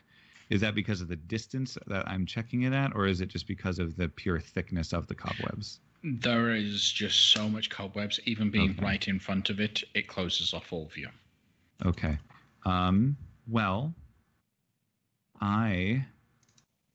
okay, here's a question for you. If I wanted to, because I have a torch, Well, I wouldn't have a way to light my torch. Never mind. This doesn't work. Okay. Disregard that. I'm going to go back then and let everyone know where the places that we can land that ballista bolt, and about the cobwebs, and about the perfectness of the area that suggests that there's some kind of protections here that would probably make it dangerous for us as well, even though there doesn't seem to be any bad people or people-like things. There's probably something not good about it. And there's cobwebs, and they're spooky because they're cobwebs. And Pijo does not like cobwebs. Would you be able to land and tie a rope around a tree so we could like shimmy across? No, instead of shooting the ballista, just... Yeah. Or we could shoot the ballista. I mean, it's retrievable, I assume, so... No, that's much smarter, because then if you miss, or anything... Yeah, Pijo would do that. Okay. So Pijo's going to do that. The gap is only a 60-foot gap. Only? Yeah, only a 60-foot gap. So most pieces of rope don't last that long. You will need to figure out obviously you'll maybe need to tie 2 bits of rope together, because I don't think you currently have a rope that's more than 50 foot long. Mm-hmm. Mine's only 50 foot. Not even me? No. 50 foot is the standard length of rope. Though unit of measurement. It's worth noting that I have 2 silk ropes, which are 50 feet each. Those are probably easier to tie together than... Yep. They're also a little stronger. Mm-hmm. Is the platform, are they at the same height, or is it like this or this? The pillar in the center is lower than your current position. So you can slide down, but then you'd have to kind of climb up to get back. Just a thought.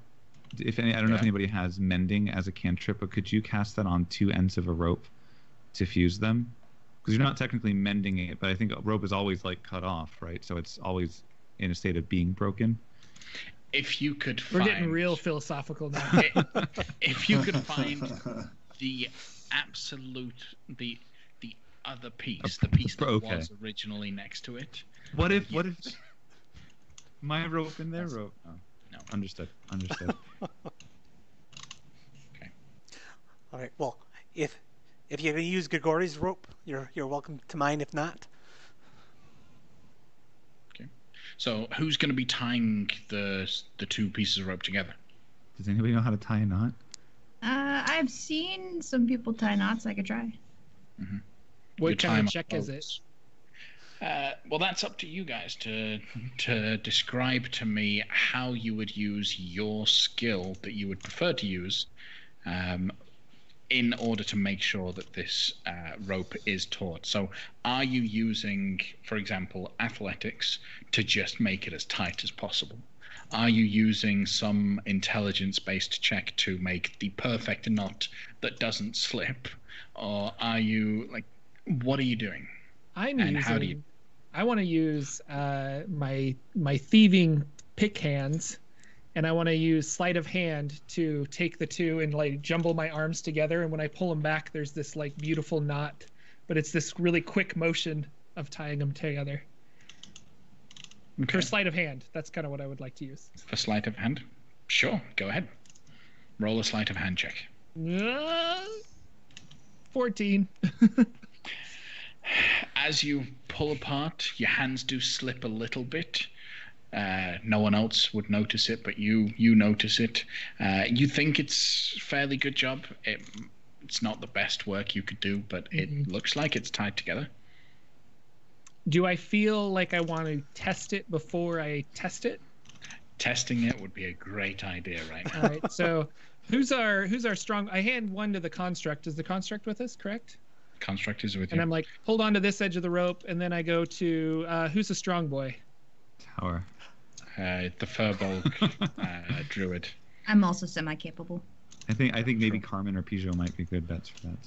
So. I hand it to you guys, and I say, all 3 of you try to pull, and we'll see if you can either pull over my construct, or if the rope will, or if the knot will hold. Okay, so athletics checks from everyone that's pulling on the rope against the oaken bolter. Strangely enough, oaken bolter isn't that strong. Yeah. So, and Tower would be involved as well, wouldn't he? Yeah. With his +6 to athletics. There we go. All right. So you guys pull on the rope, and you end up pulling it out of the oaken bolter. But in the way that you do pull, you are certain the rope is going to withstand any sort of weight or attempt from any of you, at least. So it is good. Nah, I told you. You guys got to have more faith. So sliding down it is not going to be a problem for any of you. Obviously, the bolter won't be able to make it. But in terms of going to a shrine, obviously some people might be worth staying back. Tower, Carmen, like. Dirk, would you like to bring any of your team with you? You have a drow assassin, a half-dragon knight, I think, or veteran, a human gladiator, or a enchanter. Do they all have ranged stuff? Everyone except the half-dragon, I believe. Okay. Next question. As a dungeon master, what would be easier for you? For them not to go, or? I'm giving you the option of having one with you, because that would be useful. Yeah, okay. I'll take the Dragonborn. Robin. The Dragonborn. Okay, Robin will come with you. Sweet. Then, is Alawando with you, Aberreen? Aye. Aye. Then I will move you all over to the map of the shrine. As you stand in front of this shrine, the pedestals, the obelisks that are in front, stand right in front of you. You can see palm trees all around this space, and drawn into and carved into these are images of jaculis. Which are a type of snake, eel-like creature. So, as you guys take stock of the position in front of you, the temple, as it were, with its cobweb-filled entrance in front of you, we're going to go on a 15-minute break. So, join us back in 15 minutes for the... as the party enter into this shrine. But in the meantime, on your screen, you should see today's Who's That Monster?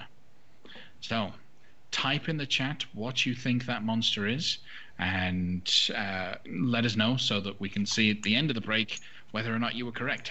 Okay, see you in 15. Bye. I'm gonna mess up the stream. Oh, and good thing you don't want to, of course. We're back. So, welcome back, everyone, after that quick break. We've had a drink. We're now ready to go. So, today's Who's That Monster is, drumroll and all that, the Ghost.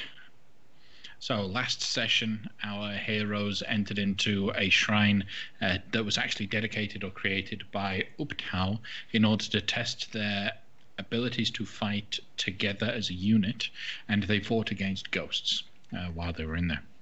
So now we jump into the situation at hand.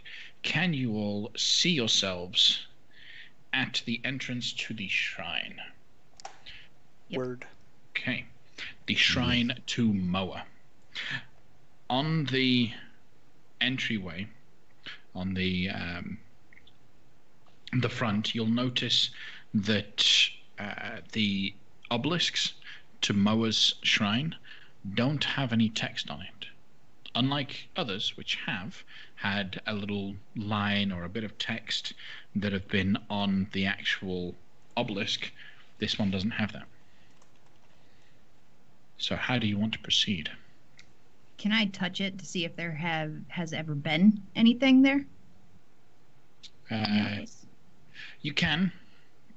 You'll be able to find that there wasn't ever any sort of message written on. The artwork, the design of the Moa, of the Jaculi, along the obelisk is actually in very good detail and very clean, as opposed to everything else, which is tattered, torn, broken, or covered in cobwebs or vines.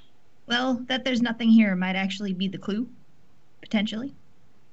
You guys do remember the story of Moa, right? I was about to ask to recall that. Okay, so Wongo is the opposing deity. What Wongo did was he stole a sacred bucket of water, and he went and he hid with it. And Moa was the one that essentially ratted him out. And so the sentiment always associated with Moa is honesty.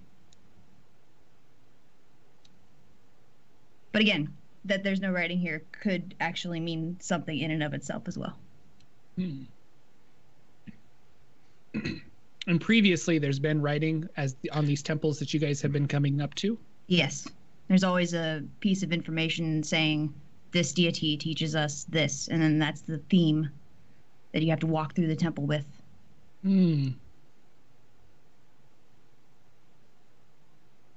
So, who's going first? We should make it a priority to track down what's going on with this island and why it's not sinking into the lava underneath, just in case we end up touching something that we don't want to touch, or burning something we don't want to burn. Are there doors on that altar thing? Or are they? Is it an open corridor, or are there shut doors? So straight ahead of you, let me make sure that you can. Yeah. So straight ahead of you, you have a. The building has a bunch of steps in front of it that lead up, and then there is just a whole pile of cobwebs that block any sort of visual. There doesn't appear to be any door that you can see past it, but that's the only way into the shrine, as per usual. I'm going to just cast Sacred Flame at the cobwebs and try to burn them away. Okay. You deal radiant damage to cobwebs and it has no effect. It burns a little bit of the cobwebs, but that's radiant damage and not fire. Scorching Ray. Okay, you're actually going to cast a second level spell on a bunch of webs. Okay. So I want to clear that sucker out. Scorching Ray launches 3 beams. So all 3 beams going straight ahead? Into the hole, yeah. Just okay. Burn away, straight back. Maybe since they are on fire, if it's dark in there, maybe I get a visual of what's inside as the flame lights it up. So the first one hits, starts burning away at some of the webs. Another one comes in, collides with that, spreads the flame, and then with the third one hitting, there's a bit of an explosion, a blast of air as all of the cobwebs are gone and the pathway is clear. Through the gap, you guys should be able to see. Let me double check if you can with your current position. Straight ahead of you, there appears to be a small pedestal with a cube sat on top of it. Right in the center of that building. Can I cast my Mage Hand and see if I can grab that cube? You can cast Mage Hand. What's the range that Mage Hand has to stay? It has to stay within 30 feet of you, I believe. Yeah, if it goes beyond 30 feet, then I have to cast it again. Yeah. So in order for you to be... You'd have to be at the entrance. Okay. I'll look. Oh. Before you actually get to the top step, I'm going to check for traps around your feet, just to make sure. And in the entrance. Zola, roll a perception check. Okay. Your passive is 19, right? Yeah, we're always going back to that, aren't we? Okay. Just double checking no one has a passive over 20. It's going to be another one of those, huh? Maybe Pijo was helping her look for for traps. If you can explain to me how you can help someone perceive things better. You take the right. I'll take the left. Hey, look over there. Look over there. Look over there. No, that doesn't make sense. Okay. No. All right. So you head forward then, I'm assuming. You start walking into the temple proper towards the steps that lead up to the shrine. Is anyone else going through the front walls with her? Averine, I guess. Vijo, Grigori, Dirk. Ooh. Okay. Grigori's going to hang out at the bottom of the steps and not go too much further in, because the last time he bought into the whole, yeah, let's just go in and embrace what the god had to say, things did not go well. Okay. So is there any particular reason why any of you cannot be surprised? Because my cat-like reflexes. Oh, then I would like everyone to roll initiative, and you are all surprised as their stealth check was higher than all passives. Right. That is unfortunate. Oh, man. So my initiative is actually 11, but I didn't have my token selected, so I just rolled again to get it on the list. Actually, okay. I can make that change. I believe you can make the change, yeah. Yep. I'm going to use a luck on my initiative. Okay, so that's 18. Okay. So are you going to roll your own change, or would you like me to make the change? Okay, so you've made the change. Yeah. All right. I'm going to roll for the Jakuli as 1.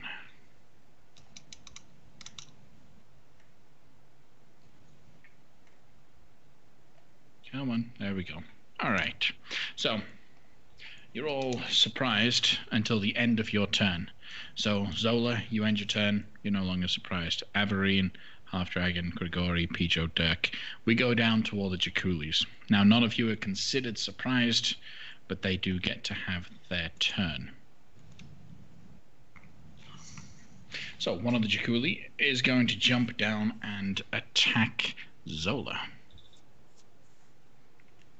And these are just giant snake-looking creatures? Giant snake. Very much exotic-like snakes. Okay. They look like snakes, but they're a very different tint. They're not natural reptiles. If you could have a snake that's not a reptile, that's what you have. Okay. So first one is going to spring at Zola. That is an 11 to hit, which misses. All right. The next one is going to spring at Dirk. Come on. There we go. Yeah, I'm noticing a Everything's nice. Everything's slow. Technology is great until you rely on it so much. My kingdom for a set of dice. Yeah, I can just roll all this stuff physically. There's no point wasting my time with it. Okay.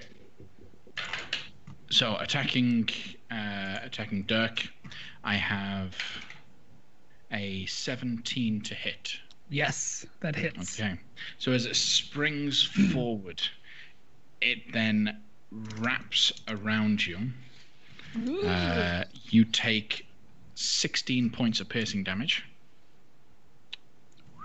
Okay. Okay. All right. Then we have another that shall jump towards Grigori and do a similar thing. But that's going to be a 15 to hit Grigori. With mage armor, my AC is 15. So it hits. You take 18 points of piercing damage. And then the last one is going to jump down to Pijo. That's a 19 to hit. That hits. Okay. And that will be 12 points of piercing damage. All right. Now back up to the top of the round. Zola. I am going to first try to squeeze through here. Don't go far, Grigori yells. Stay close, or not.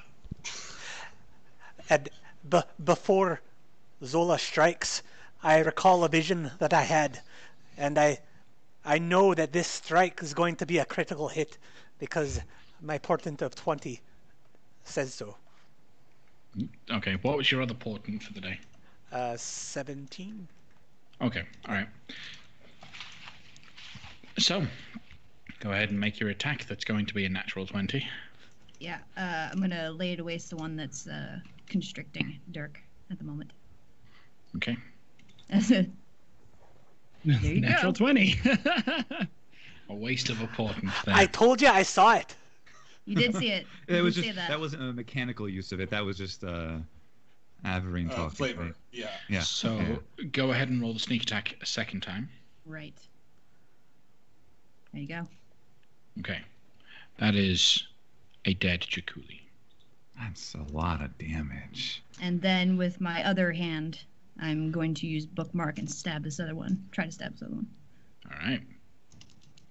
Hmm. With a 13 to hit, you'll find that will miss. Okay. Well. Yeah, I'll stay here. Okay. And Averine, what would you like to do? I'll firebolt this fella.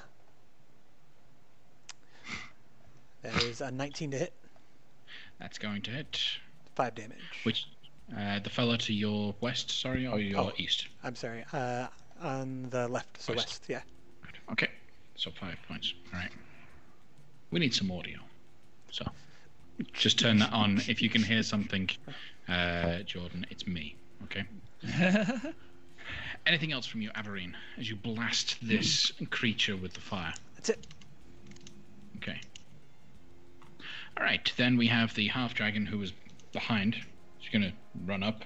Hey, don't forget about me. As he's just gonna swing a long sword, two-handed, down at the Jakuli. That's right here. That's a 14 to hit for 10 slashing, which will hit. Then attack a second time. I guess he does have flanking as well, so with those 2 attacks, that is a second dead Jakuli. Grigori. I was going to do something exciting, but now it seems like overkill since these things are dying relatively quickly. Can I just drop my turn in the order until after Dirk? You can't drop your turn. You can ready an action to do something later. I'll just touch the Jakuli next to me and inflict wounds on him, since he's right next to me, and he's in my. Presumably he's bit me and he's on me anyway, so I'll just grab him and inflict wounds. All right. So 15 points of necrotic damage does hurt it, but doesn't quite kill it. And as a bonus action, I'm going to swear in Infernal, and I'm done. Okay. Pijo. All right. So since I'm grappling, not grappling, mechanically speaking, but since I'm grappling with this thing, I'm going to use a bonus action to cast Hunter's Mark on it. Hunter's Mark. And I will, as my attack, I'm going to take out my scimitar and try to stick it. So let me... Where'd it go? Here we go. It didn't go anywhere. Yeah, sorry. I don't use it very much. I was figuring out my... And then I also... So does that 14 hit? That hits. All right, so let me also roll my Hunter's Mark. And I'm going to use my extra attack to do that again. You also have the Colossus Slayer. Yeah, but that has to be on... They have to be hurt already, so... I'll do it on the next one. Does the one that Grigori had already hurt it because he'd used his inflict wounds on it. Oh no, I thought he did that. Oh, you're right. That was that one. Okay, I was confused on which one it was. Great. In fact, as you give it a little bit of a poke with the sword, just poke, it screams in pain and starts flailing about and then dies. Goodness. That was a very, very exaggerated way to die, sir. That was only one attack. You've still got a second attack. Is there... well then, with my second attack, can I... So, here's what I'm curious. I don't know if this would work with the... Can I grab my dagger and toss it at the one by Dirk and Zola, or would taking the dagger out be too many item interactions on this turn? No, you can still pull out the dagger as part of the attack that you make, because you've got one hand free. You got one hand in the sword, you pull out the other hand. Go ahead and throw. So I'm going to do that. That's certainly going to hit. All right, and so since I didn't use my Colossus Slayer last time, I'll use it on this guy. Okay. For another 4. You stab this one, it dies. You turn around, throw it.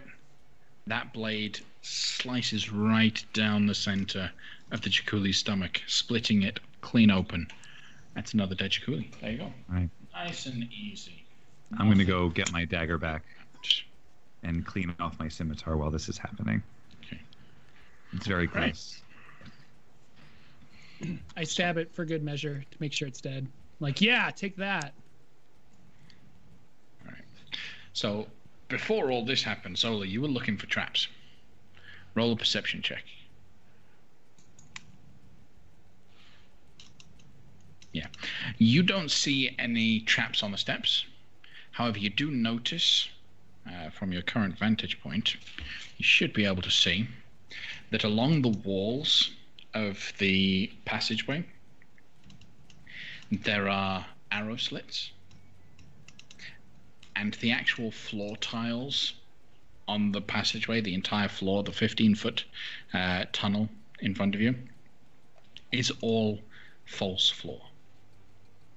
It's like a pit trap drop, but you can't see the mechanism that would trigger it, and you can't see what's down the arrow slits. Averin, can you do the thing that you were going to do from here? I need to get one step closer. That is a false floor. You mean right? That position one step in front is not. It's the 3 squares in front of that are false. I'm pointing to where it is specifically. That is a false floor right there. Oh, okay. I'll step here. I feel this is pretty solid. Also, just heads up, there are arrow slits on either side in the hallway. Well, let me see if I don't have to go any further. And I reach out with my mage hand and see if I can grab the cube. Mage hand grabs hold of the cube, but is unable to shift it or move it. Well, that didn't work. Is it too heavy, or is it like attached to something? I don't think you can tell with mage hand. No, we don't need the battle music anymore. So, what are you going to do? It's right there.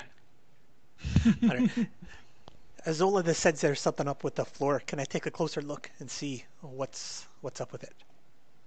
You can. And in fact, as you're looking at the floor, Zola, you look at the ceiling of the passageway. So not the false floor, you look at the ceiling. There is a plaque up there that says, Moa teaches us that secrets hide the truth. Hey, there it is! The inscription. Secrets hide the truth. What secrets hide the truth? Isn't that the point of a secret? It's too much. So what do you guys want to do? How are you going to get the cube? You don't see any traps. You just see the floor pieces. They're each hinged at the side with a break in the center. So they would all 3 drop into one 15-foot long, 5-foot wide pit. Maybe the floor trap is the secret, and that's where we should actually be going, willingly. Ooh. Can I just put some pressure on the one in front of me without falling in? Yep. You start pushing on it, and you can't get it to move. It does not move. You really push down on that thing, and it just won't move. Could I step forward onto it and be ready to keep myself aloft when it falls and come back? Mm-hmm. Yep. Did you mind the arrow slits? Yeah, Bazola pointed out that there's these arrow slits on either side. Shield in hand, I will go on the on just like step on it enough to get it going and then fly back when it falls. I might need to do a save or something, I don't know, but that's my plan. Then go ahead and step 2. Step, and then... Okay, so you step onto it, nothing happens. The floor stays solid, sturdy. You can see through the arrow slits on either side. To your left, you see a statue inside the room, covered in cobwebs, but the statue is of a coiled serpent. It is, however, missing its head, which lies on the floor broken to a stone cube that looks just like a puzzle cube. And that's the one to my left? That's the one to your left. You look to the one to your right. You can see a large statue, again, of a coiled serpent, though this time the coiled serpent's head is still on top of it, and clutched in its jaw is another stone cube. This is too much. Do they all like look identical to one another, or they all look identical? Okay. The statues themselves are about 7 foot tall. Right. Is there any, from where I'm standing in there, can I see any creatures or things that are in there to attack through these arrow slits? Nothing. All right. I'm going to turn around and start shouting until I realize Averine is literally right next to me. You say, the false floor is not a false floor. It didn't fall. We're fine. There's a snake here, and it doesn't have a head, and there's a puzzle cube in that room, and there's a snake there, and it does have a head, and there's a puzzle cube in that room, and then there's a puzzle cube back there, and I don't know what's going on, and there's lots of cobwebs, and I don't... Doing great, Piju. Thank you. I appreciate the kindness. Are the arrow slits wide enough to pull a cube through? No. I'm going to very carefully step forward one more to see if I would trigger one. Same plan if it starts to fall. Mm-hmm. You don't trigger it. You see the statues a little bit more. You can also see now on the floor ahead of you in the room before you, there is a mosaic on the floor, like you've seen in some of the other ones. And there is carvings and stuff on it you'll have to get close to be able to see. Okay. But you should now start being able to see the crossbows lined up behind the stone pedestal in the main chamber. They are being hoisted by statues. Each statue is holding a crossbow aimed directly at the center of the room. Okay, not at me. Not at you. All right. Piju. I'm going to turn around. Yeah. Come back. Okay. Absolutely, Rini. I know that I can't get the cubes through the arrow slits, but I'd still like to try to grab them to see if it triggers anything when I grab them. Mm-hmm. So, nothing happens when you grab them. The one that is within the Jakuli's mouth, you try to grab that, you can't get it out because the claws are actually holding onto it, and the mage hand can't apply enough pressure to be able to pull. The other one, the mage hand can pick up. Which does indicate to you that it is less than 10 pounds. Can I pull it as close to the arrow slit as possible and take a look at it to see if I can see anything special about it? It looks, that's the one to the left, the one that had fallen down. Looking it over, rotating it with your mage hand, you are able to see that it is in fact got no image on it. It is a plain stone cube. All of the other puzzle cubes have had an image of the trickster god associated. This cube does not have an image on it. I'd be inclined to think that the one on the left is not an actual cube, but the fact that the sign out front had no text might indicate that this is the actual cube. I don't know if that would fit, because the door, there's a very sequential thing going on about the door to the tomb. What if we just get them all, and then we take them all back, and then we go, here's a puzzle cube and it doesn't work, and we do the next one and it doesn't work, and we do the next one and it works. P. Joe, did you see what the crossbows were made out of? Are they wood? Are they normal crossbows and bolts? Well, I didn't notice anything odd about them. I can probably just destroy every crossbow in the room if that's where we want to go. Also, there was some picture, a mosaic on the ground that I didn't get to look at, but it might be worth checking out because that could give us a clue or a hint or a tip. I'm still all about this floor. There's something up with it. Dirk, it seems like you lead a group of individuals who are very proficient at acquiring items of value. Do you have experience traipsing into trapped rooms and have any insights into what we should be looking out for? Well, most trap rooms, the trap happens when you walk into it. So I'm a little confounded and baffled at the moment because we were able to walk on this obvious false floor. Maybe we need to peel up the floor and see what's underneath it. And so Dirk walks over and can I try to trigger this trap in some way? I want to see if I can, we've already pushed on it, but can I look around and feel around to see if there's a trigger that we're missing somewhere? Roll an investigation check. Okay. As best as you can see from this side, there doesn't appear to be a trigger on this side. Okay. Okay. Nothing looks physical. The way in which everything's propped up, it seems quite secure, but there's no mechanism for you to trigger on this side of the entrance. I guess I will walk further in unless somebody tries to stop me. You get all the encouragement of the world from Grigori. You go for it, sir. And I'll walk here. Okay.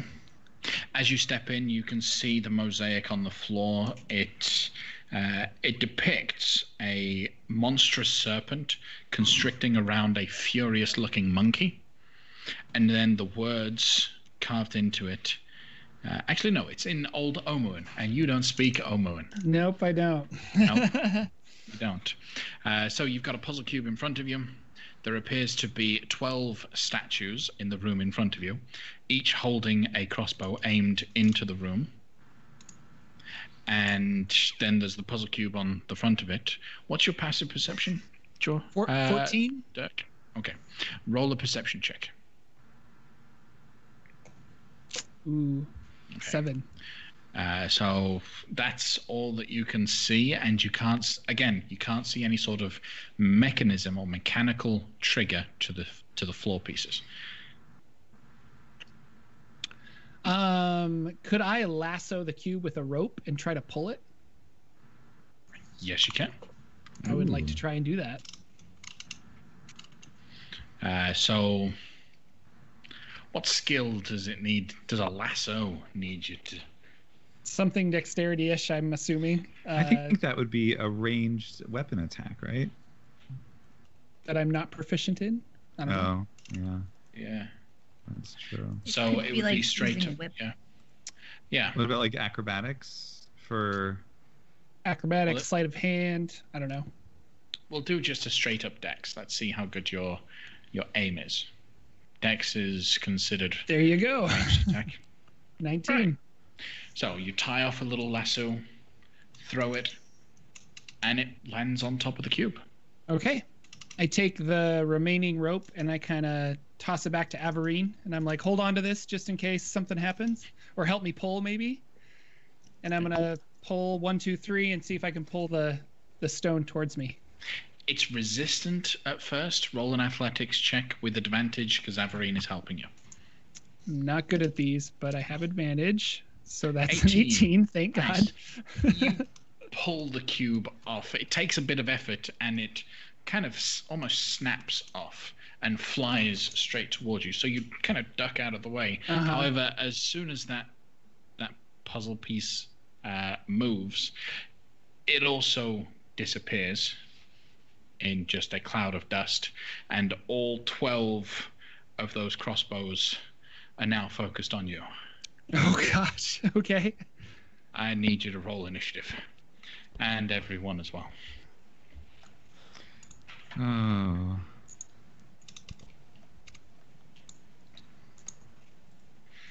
I need 12 d20s.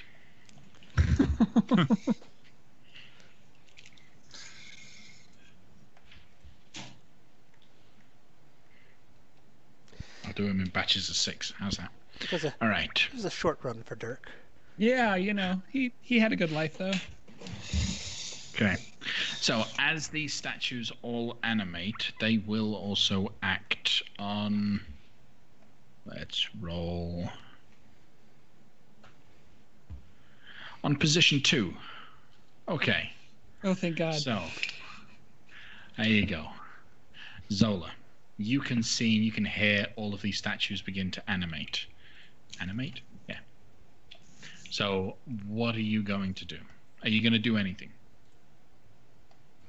I will do something impulsively. I'm going to run up about to where Averine is, and I'm going to see if I can break the floor so that he falls, you know, and gets out of the line of sight. I like that.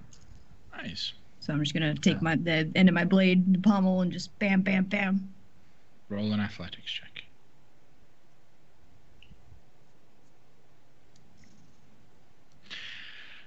It would appear that whatever mechanism was connected to the cube is also connected to the floor piece. As you go down to press on the floor, it drops. So does the one next to it, and then the one in front of that, which is the one that Dirk is currently stood on. So Dirk, I need you to roll a dexterity saving throw as you are falling. I still have the rope, Dirk. Yeah, it's true. Yeah, hold on. Are you holding onto the rope, Dirk? I am. Okay. All right. Nice. 25. You're fine. You manage to keep hold of the rope. You drop down. That's a drop that you can't see the bottom of. Ooh. Okay. Now, and I'm assuming there's you have a 60-foot dark vision, so it's at least 60 foot deep. Okay. And there are bars in between each 5 feet of this. So or did the entire floor just drop and I'm now where Averine is? The whole floor dropped. You would swing down and you're now up against the wall near Averine. Okay. Okay. So Averine's holding up onto you. Thankfully, you're quite light, so you're perfectly fine there. Anything else from you, Zola? I'll stop there. Okay. Grigori. That is very interesting. And for my action, I will stroke my goatee, and that's my turn. Averine. I'll pull Dirk up or back up, whatever I need to do to achieve that. So, pulling up, athletics check. Just don't roll a natural 1. There you go. 13, you're able to pull him up. So Dirk, you're now up, back by Averine. And then I will take a few steps back. Okay. And that's it. All right. So, initiative's not that necessary at this point, but every 6 seconds, all 12 of these things are going to start firing off bolts inside the room. Does it stop or does it just keep going every 6 seconds? Keeps going every 6 seconds. Grigori casts Wall of Fire along the entire circumference of the room, so all the crossbows are in the wall. Okay. As you cast the Wall of Fire, you now watch as tiny little bolts of flame as you've just set the bolts on fire, but the crossbows don't seem to be hindered in any way. You've now made the trap worse. Grigori. The fire goes out. The fire goes out in a minute. Okay. I think with this pit opened up, Pijo is going to fly down there. If it's he's got his goggles so he can see in the dark. And he can, I mean, if he's dashing, he can go 100 feet a turn, since we're not out of initiative, but he can go down until either he gets scared because it's too low, or until he hits ground. Okay. So, you can go 100 foot per turn, right? Yeah. And your dark vision is 60 foot. Okay. As you go about 100 foot, things start to get warm. Warm? Warm. And then you keep going, and 40 foot later you start to see, oh, there's lava down there. Oh. 250 foot below the trap is lava. Is there anything else down there besides the lava? Roll Like a perception walls? check. Okay. Why am I going there? Okay. Passive is 16, just in case. Ooh, Okay. I did pretty okay. Nice. You can see the upper torso of a skeleton clawing its way up the side, as the lower half has obviously been burnt away by the lava. Yeah. Does he have anything sparkly on him? Not that wouldn't have been melted by the lava already. I hate lava. I know. Okay. Well, then I'm gonna fly back up. Okay. There's nothing down there. It's fine. It's fine. There is a dead guy. All right. Can I cast the light cantrip on my shield? Mm-hmm. And then take a step back up to the door. And can I misty step into the room on the right? Yes, you can. Okay. I will do So, that. Misty stepping into the room on the right, you can now see from your side of things the wall in front of you is illusory. Illusory? Yeah. And you can actually see through it from inside the room. Next to you is the statue with the cube in it. So the wall adjoining the crossbow room is the illusory wall. Correct, is the illusory wall. But I don't see any crossbow bolts coming my way. No. Have they stopped the crossbows? Or are they still going? No. They're going to keep going. All right. Can I try to grab the cube? You can.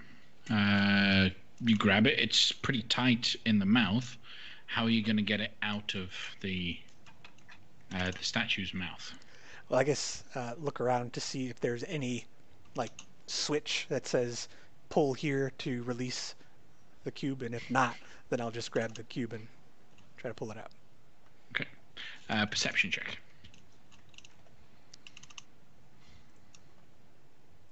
That is 19. 19. Nice. All right.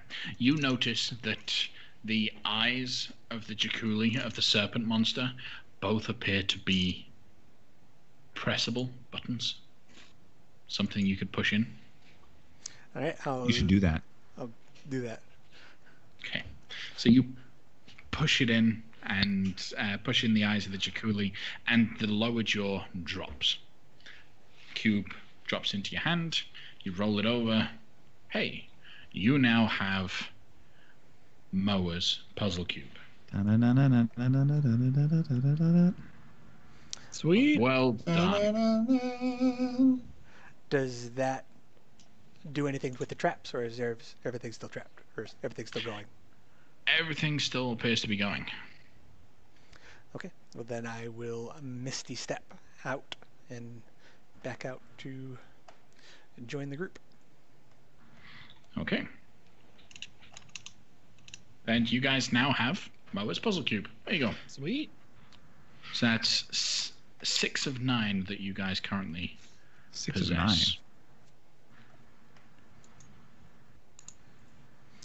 I didn't. Yeah.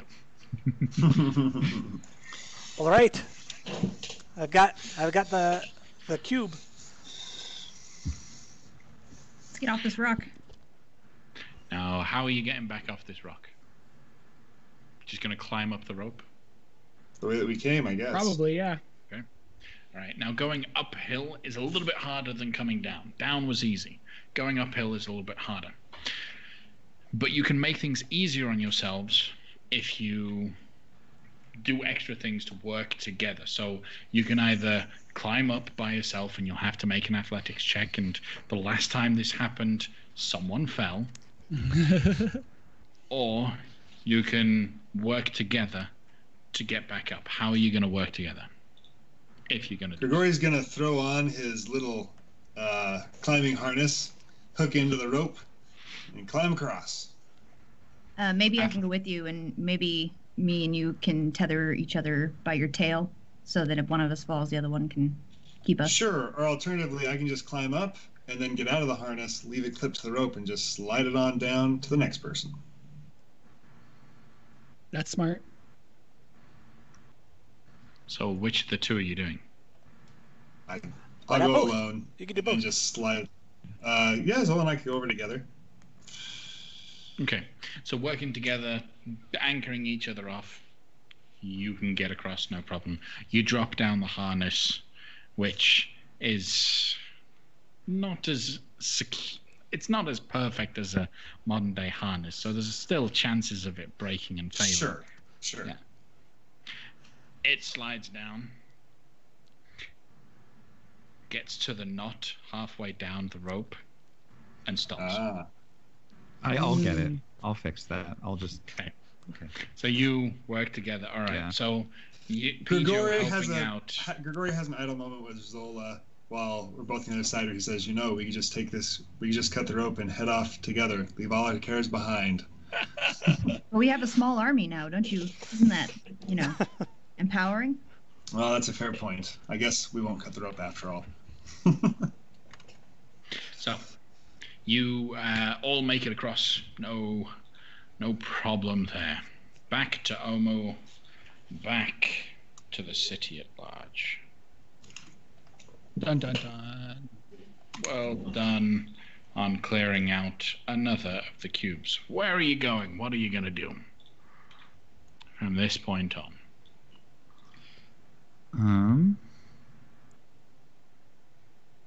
Let's keep getting cubes. No, we ought to either sneak around the back by the Hydra or go up to the front door because the next shrine is right at their front door. But that said, since it is right at their front door, I suspect it's probably already been looted.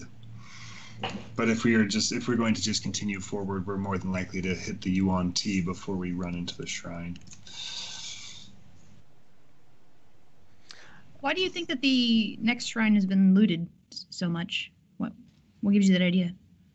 They're looking for the cubes just as much as we are. I find it incredible that they haven't found more than one.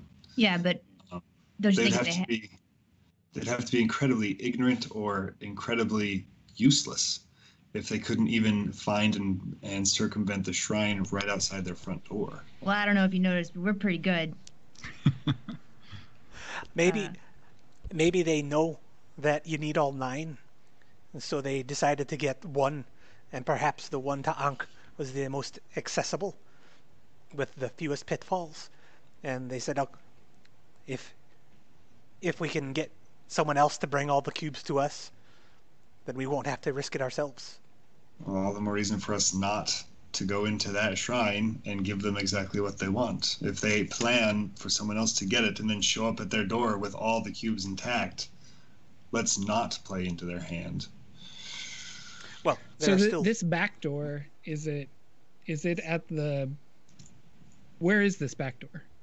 I believe it's on the opposite side of where we're at. With the water? It looks like a water entrance. Okay. Yes. That big circle area. The large circle is the ancient temple with which the Fane to the Night Serpent, which is the UNT stronghold, is within. There is a side entrance here that Zola knows about because of Valindra. Which one is the Hydra, you said? That side entrance. The side entrance, okay. Yep. So, you can go through, you can go and check. So, obviously, the front gate is right here. You can go check out the Yuan-Ti stronghold there. You can go to the shrine that's right next to that front gate to at least check it out. There's obviously, every time you guys have gone through a shrine, you've left evidence behind that you've been there, because things have just gone and broken and things like that. So there may be evidence to support that idea before you even go inside the shrine. You could alternatively go around to check the one at the back and then go via the entrance. Or you could ignore them and just go to the Fane of the Night Serpent now. What would you like to do? Quick question. Answer. In the descriptions of where we're looking at, you've said Fane of the Night Serpent several times. Has the Night Serpent been discussed in game and in character? Has anyone mentioned that? No, it's not. And I shouldn't have said it, but no, it's not been mentioned in character. Okay. So Zola and Valindra had a conversation regarding the seer. Did Valindra, I can't remember, did Valindra mention that the seer was a faithful? Yes, she did. She said that she didn't like, she said that she was saying these days, Dendar would never support that. Dendar would never support that to Nisi. We need Dendar to find out. Being the Night Serpent. We need to find out more about the area that we're going into. What exactly did Valindra say? She said not much. Like, as far as the terrain goes, nothing. She did say that Raznisi's personal quarters is just off of the back entrance. And if we proceeded through the front entrance, we'd run into his seer. Seer, you say? That sounds like a religious title. Yeah. How much do I know about Dendar? So obviously the only teachings of the Yuan-Ti kind would have been that which Xanthi would have taught you, or you would have studied of your own accord. So would you have studied the Yuan-Ti religion? Absolutely. Anything I can get my hands on. I imagine it's very rare, though, to be able to... Yeah, to get accurate stuff that is true and not shifted is going to be very difficult. Typically, within an enclave of Yuan-Ti, though, there would be there are different kinds of Yuan-Ti, and the kind of Yuan-Ti kind of creates the hierarchy and the atmosphere. Like you know and you understand, purebloods are usually on top. Now, Raz NC has already proven that his way of doing things is a little bit different, and the purebloods are not put on top. But close to the Yuan-Ti, you would also know that that they would have one single nightmare speaker, which is more of a really high into the warlock style creature. It is a spellcaster that focuses on the religion of Dendar and acts as the voice of Dendar, the Night Serpent, to the Yuan-Ti.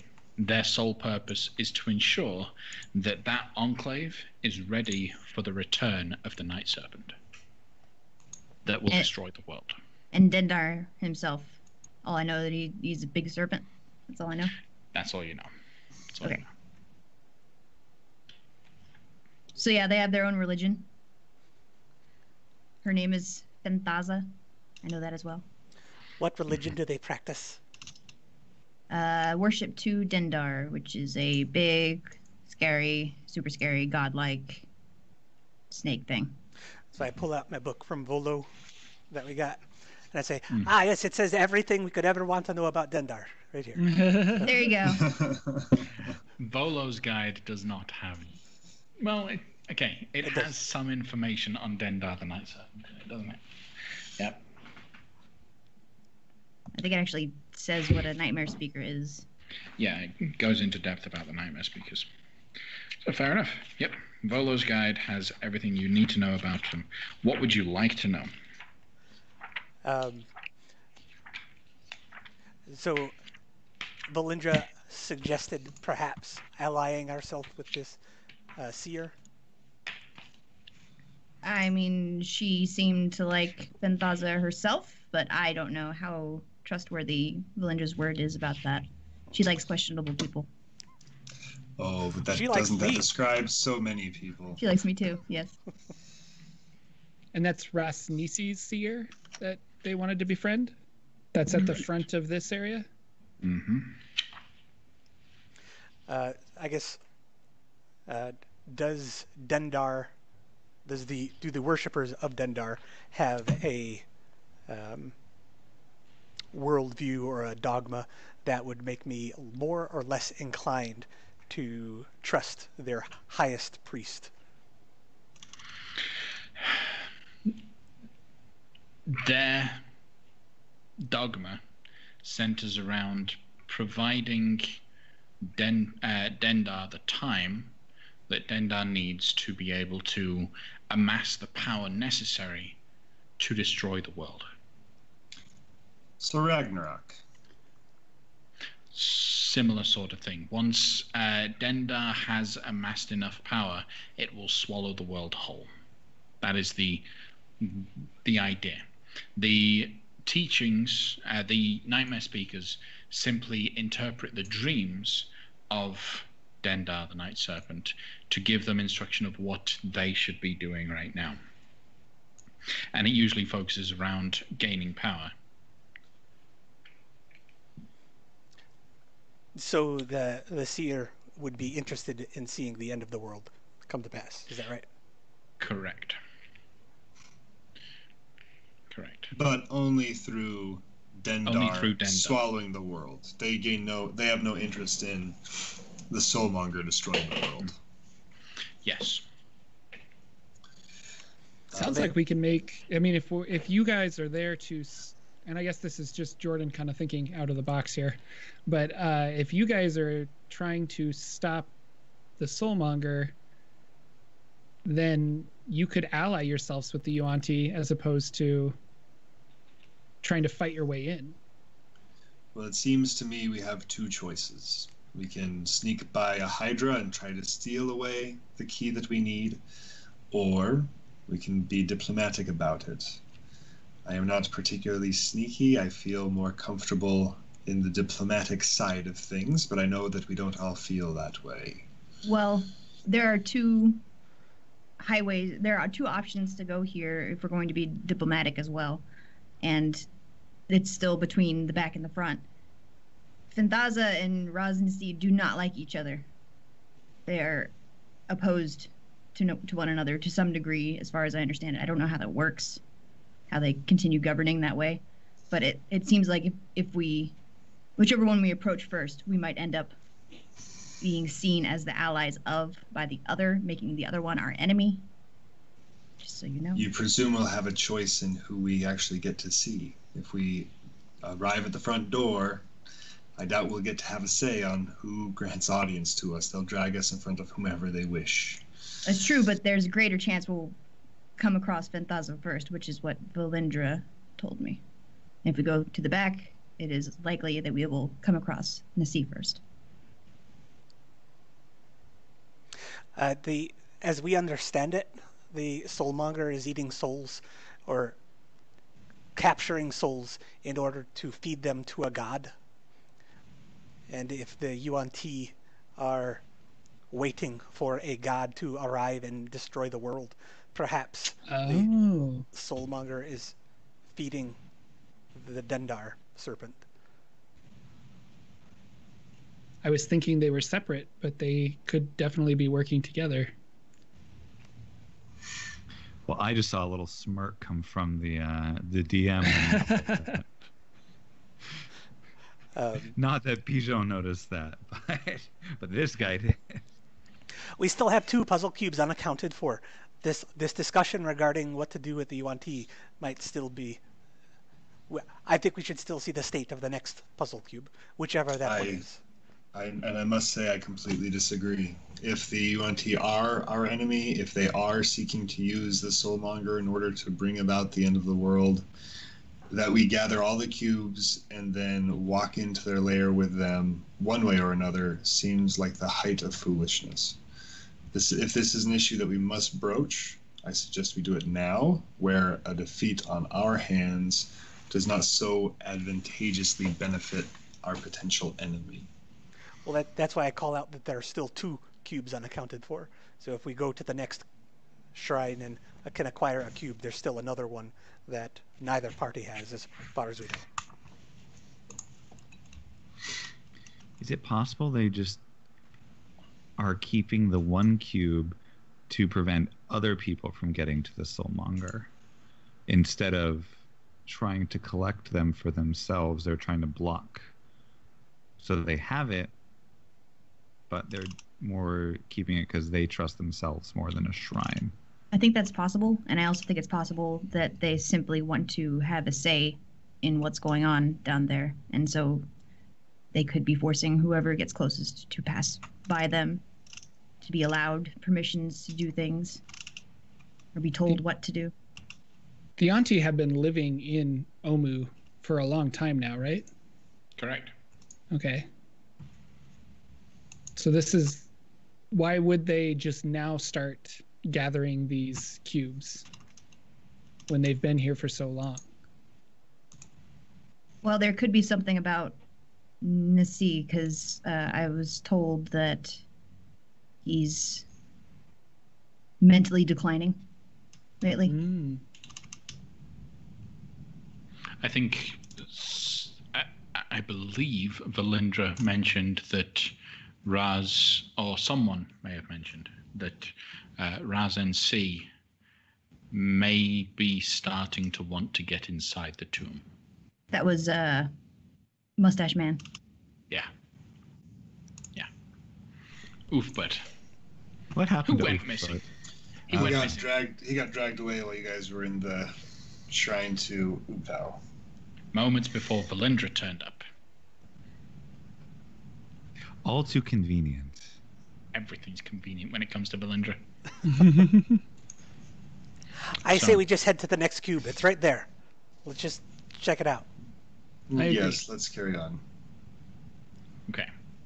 As you guys make your way over to it, you all easily see, because you don't need to roll perceptions for this, stood outside the shrine, 2 Yuan-Ti abominations. These large full serpent creatures are stood outside the shrine.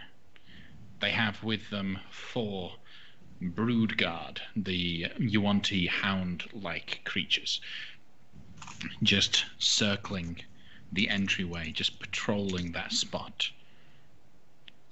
You guys approach in such a way, you're naturally stealthy, you're always being stealthed enough that you can prepare, so you can see them before they see you.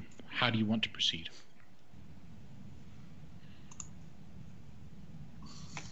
And this is in front of the shrine? This is in front of the shrine, yep. Okay. So every shrine has an entryway, which is a walled compound with obelisks in the front, and they are stood right in front of the obelisks.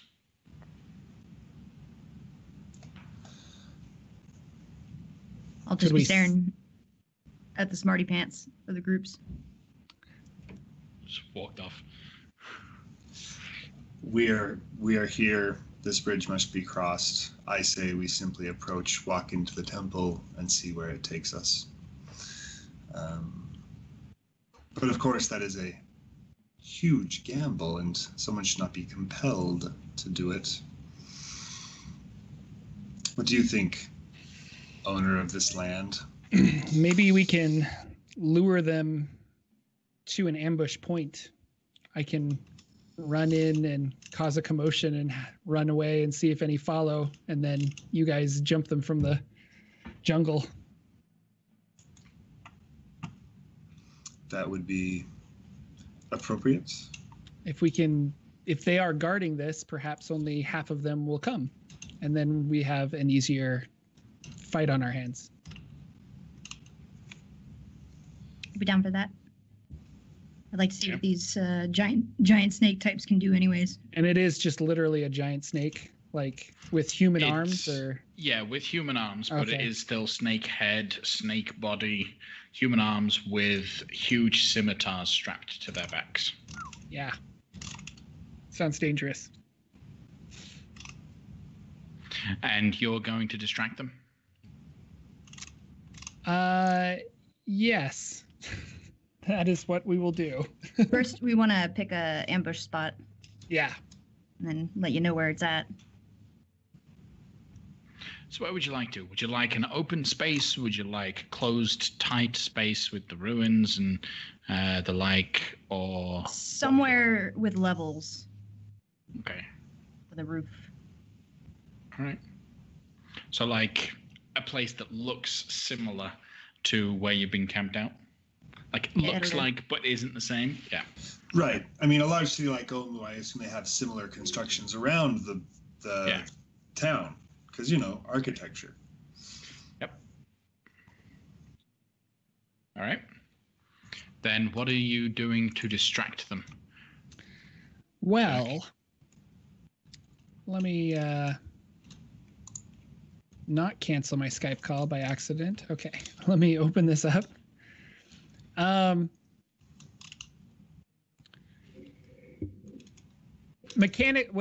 I want to go in and look wounded, I guess. I have an ability as a kobold called Grovel, Cower, and Beg. As an action, I can cower pathetically to distract nearby foes. So I kind of want to go in, look like I'm some kind of, not wounded, but some kind of pathetic creature in hopes that they will try to chase me. And then I want to run away using my dash action. Okay. And that's fine. You're going to need to roll a deception check, though. Okay. But with your feature, I'll say you have advantage. Well, here we go. 18. Nice. So you run in, you grab your knee, you start screaming in pain. All right. I'm so wounded and helpless. Don't kill me, no. Right.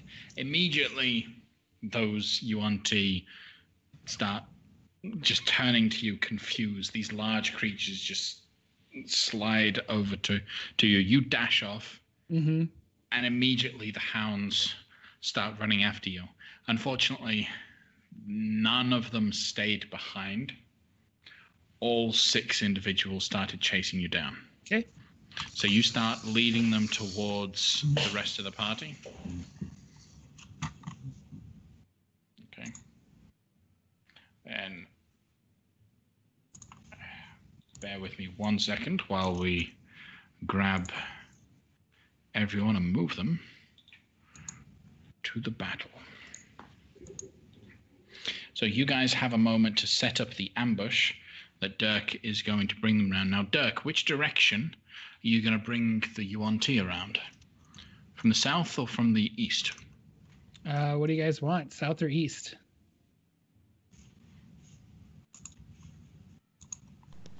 South, I guess. So South they have is more open. map room. Yeah. All right, south it is.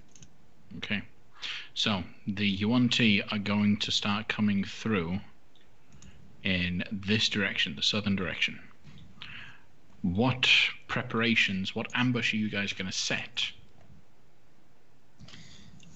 Are the walls unbreachable? Like, can you just step over them? Yes, you can step over them. Okay. The simple walls are there, but the structures are blocking line of sight.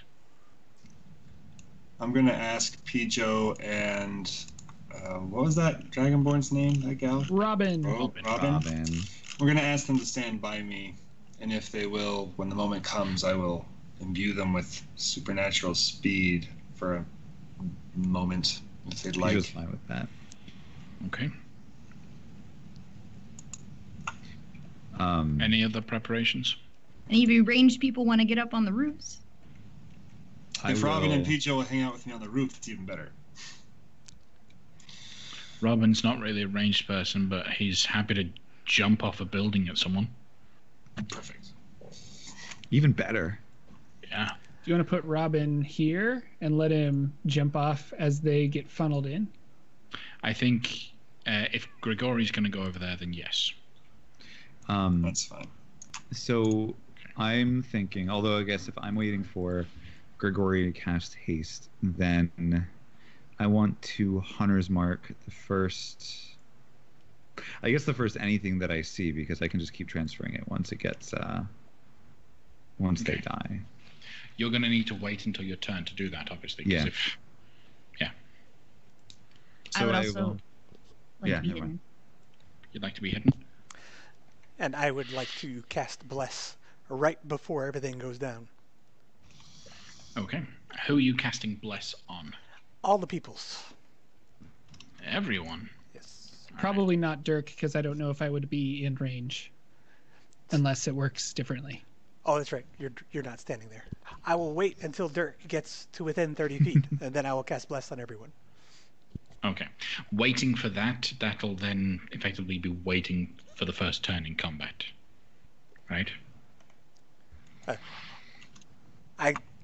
You tell me. Yeah.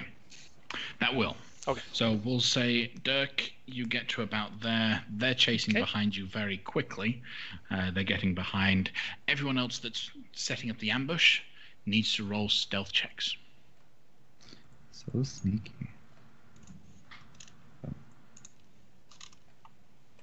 Nice. Oh, yeah. I hope we get advantage from the advanced preparation time. Maybe from the height they won't be looking up. Okay. You all seem to be hidden as they start. We're going to roll initiative.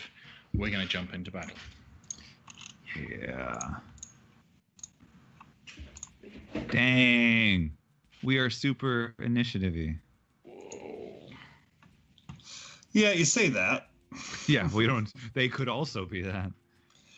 Although if we get a, how does that work initiative if there's like a surprise round? So there isn't a surprise round. Surprise is a condition that characters can be under. They are not surprised as they are expecting battle because they're chasing someone down. But you are all hidden at the start of your turns, so as long as you stay hidden before you make any sort of attacks or anything, then you have advantage on the first attack that you make that round. Robin's not in the initiative, is she? He is, yes. He is. Oh, he is. There he is. Sorry. It's all right. Top of the round, Zola. Here we go. As they get into that space, as Dirk runs up to that position, what are you going to do? I'm going to loose an arrow at one of the abomination's heads. Okay. Left or right? Right. Okay. 25, definitely going to hit against the abomination. Excellent. Yep. And so 25 points of damage. Then I'm going to hunker down and do a roll and hide again. Okay. So breaking the line of sight, dropping, you'll have to drop prone to break the line of sight. So roll a stealth check. Okay, nice. Anything else from you, Zola? That'll be it. Okay, the Yuan-Ti abominations get a bit of a burst of energy in this battle, and so one is going to climb up to find out what happened. Where did that arrow come from? So he is going to move 20 foot and then finish his movement to get him on top of the building, where he will see Zola. He'll also see everyone on the other side. And he will cast Fear.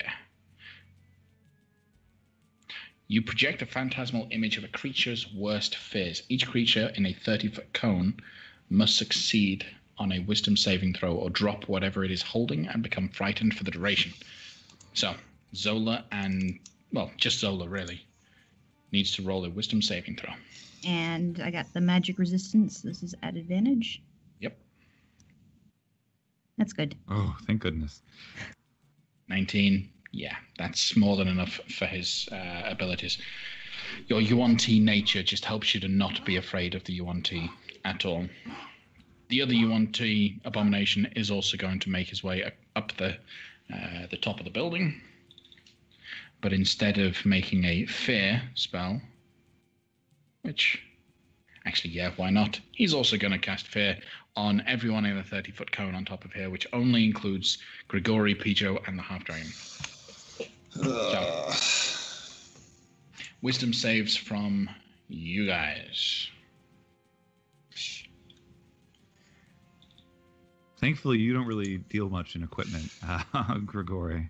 That's fine. Grigori, are you holding anything?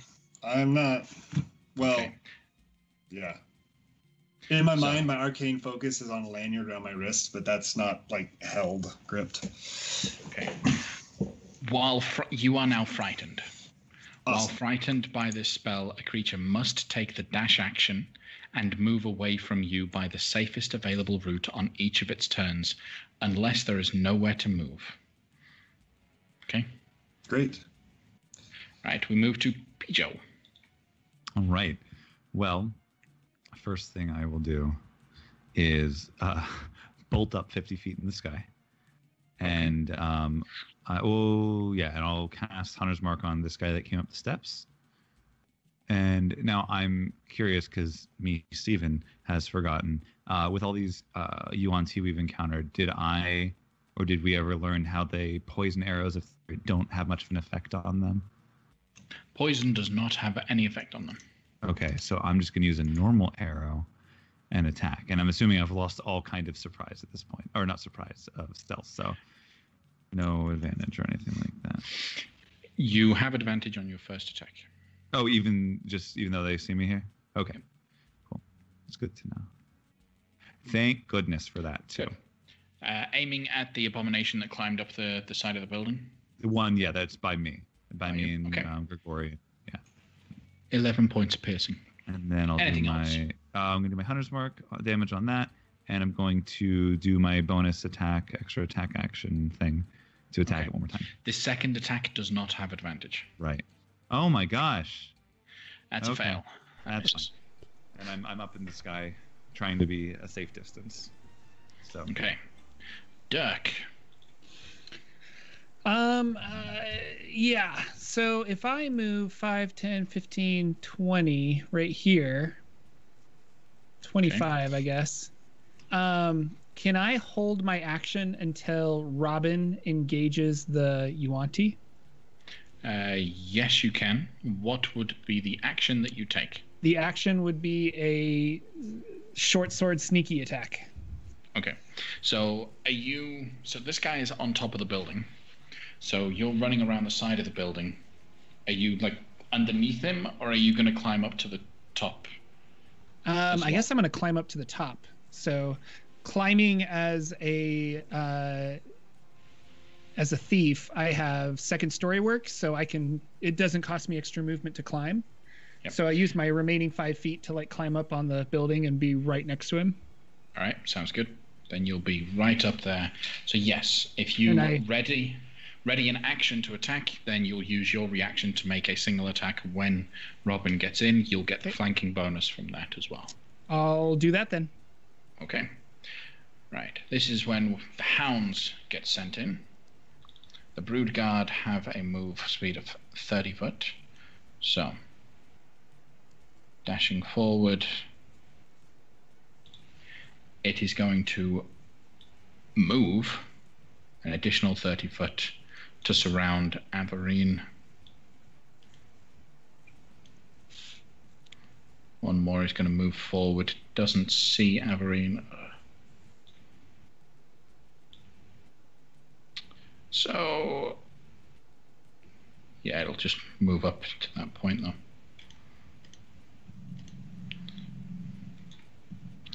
All right. So the Brood Guard are more positioning themselves for the future. All right. Now, Robin. Now, Robin was going to wait for Grigori to cast haste, but seeing that Grigori is frightened, he's going to just charge forward anyway. Charging forward with his long sword in hand, he gets right up to the abomination. That's when you can use your reaction. Dirk. 23, that'll hit for 23 points of damage. Nice. All right. Then he's going to attack it twice with his long sword. That's a 19 to hit, which hits. And a 25 also hits for 9. Okay. Averine, what would you like to do? So, Bless requires me to see folks. Who can I see from where I am? Zola, Pijo, Grigori.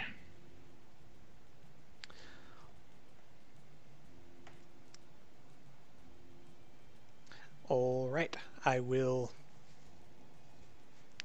And there's no one else on the ground, right? There's no one else on the ground. Yeah. And these 4 doggy type things. Yes. And do I get the sense that they can use ladders? You don't get a sense that they can use ladders, but you get a sense that they could climb. So they could climb up the side of the building, but they don't. It would be slow.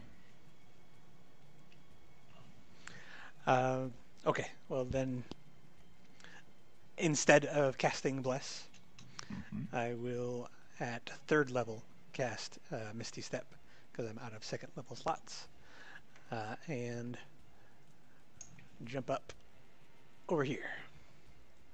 Okay. That's your bonus action. With my regular action, I will cast Firebolt. Okay. 12 to hit this puppy. Okay. Unfortunately, the 12 is going to miss. And then I will end my turn. Okay. Grigori, you must run away from the abomination on your building as far away. Does moving straight to the left work as a definition of straight away? Or must I move north? You must move away from him by the safest route on each of your turns. Right, and so I can either run across that rickety old bridge, which that's kind of scary, or I can run along the safe roof and then drop to the ground on the other side of the roof. Yes, you can do that. Okay, so I'm going to run there, drop down. That's 30 feet. That's my movement. Yep. Or that's my action. That's my dash action. That's my action. I'm just going to choose not to use movement, and I'll end my turn. But I'm on the side of the building. Did that break line of sight? Okay. You must take the dash action and move away. Ah, okay. You got to do both. So that move is not the I use dash to move. It's my dash. My movement must include the dash, or my movement must be part of that. Specifically, the dash action doubles your movement speed. All right. Then we'll go up there. Do you have to use your full movement speed in a turn though? If you've used the dash action? I think the spirit of the. Because I mean, the alternative would just be to say I choose to use 0 movement. That's true. That's true.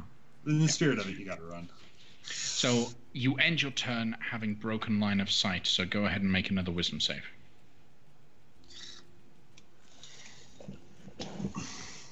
I got nothing to pump that up, I don't think. Nope, I've already used my favorite of the gods. All right, that's it. Oh, I didn't see the 13. Okay. There's no reason why you would have it. Oh no, wait! My favorite of the gods comes back after a short rest.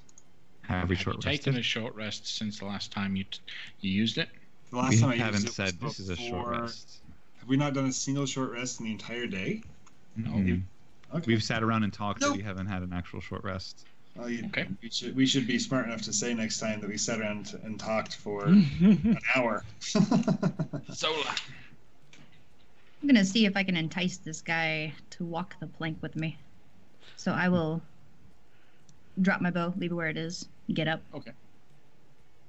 And launch at this guy, drawing weapons. Mm-hmm. 23, that's going to hit. Awesome. 18 damages. Do you get the sneak attack on this? Yeah, I'm a swashbuckler. It doesn't need to be someone next to me. True. Yep. So And then 18. Mhm. 18 points of damage. Anything else?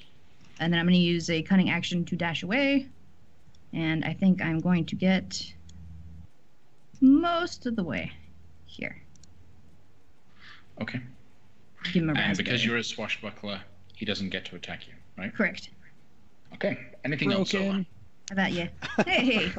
It's not broken. It's awesome. fine. But We'll see what you say at the end of this fight. yeah, no, it's gonna it's picking up my poor body. All right. Well, it is the Yuan-Ti, and sure enough, he is going to chase after you. It's a little unsure. He slithers onto it, and he's very pinpointed position as he gets up to you. But he will make a constrict attack. That is an 18 to hit you, Zola. That'll do it. Okay, you will take 13 points of bludgeoning damage. Uncanny. Can I uncanny dodge that? You can use your... Yeah, you can. So you take half, that's 6 points of bludgeoning, and now you are grappled. Okay. I seem to like it. While you're grappled, you are restrained. He is then going to bite at you with his head. He has advantage because you're restrained, so that's a 16 to hit you. Just barely hits. Okay, so you take 6 points of piercing and 8 points of poison, but you're a Yuan-Ti. You don't care about poison. So 6 points of piercing damage, and then he will finish off one last melee attack with advantage. That's a natural 20, so that's another 15 points of slashing damage against you, Zola. Ow. Okay, the other one is going to... he's got two people. The half-dragon looks a little bit more menacing. So he's going to use his first attack on the half-dragon. That again is a constrict. 19 to hit, which hits. He takes 12 bludgeoning damage and is restrained. Bite attack hits. Total 15 damage. And then a scimitar attack. That's a 16, which misses. Pijo. All right. Let's see. I'll just focus fire still on the guy over here. So I will make my first attack.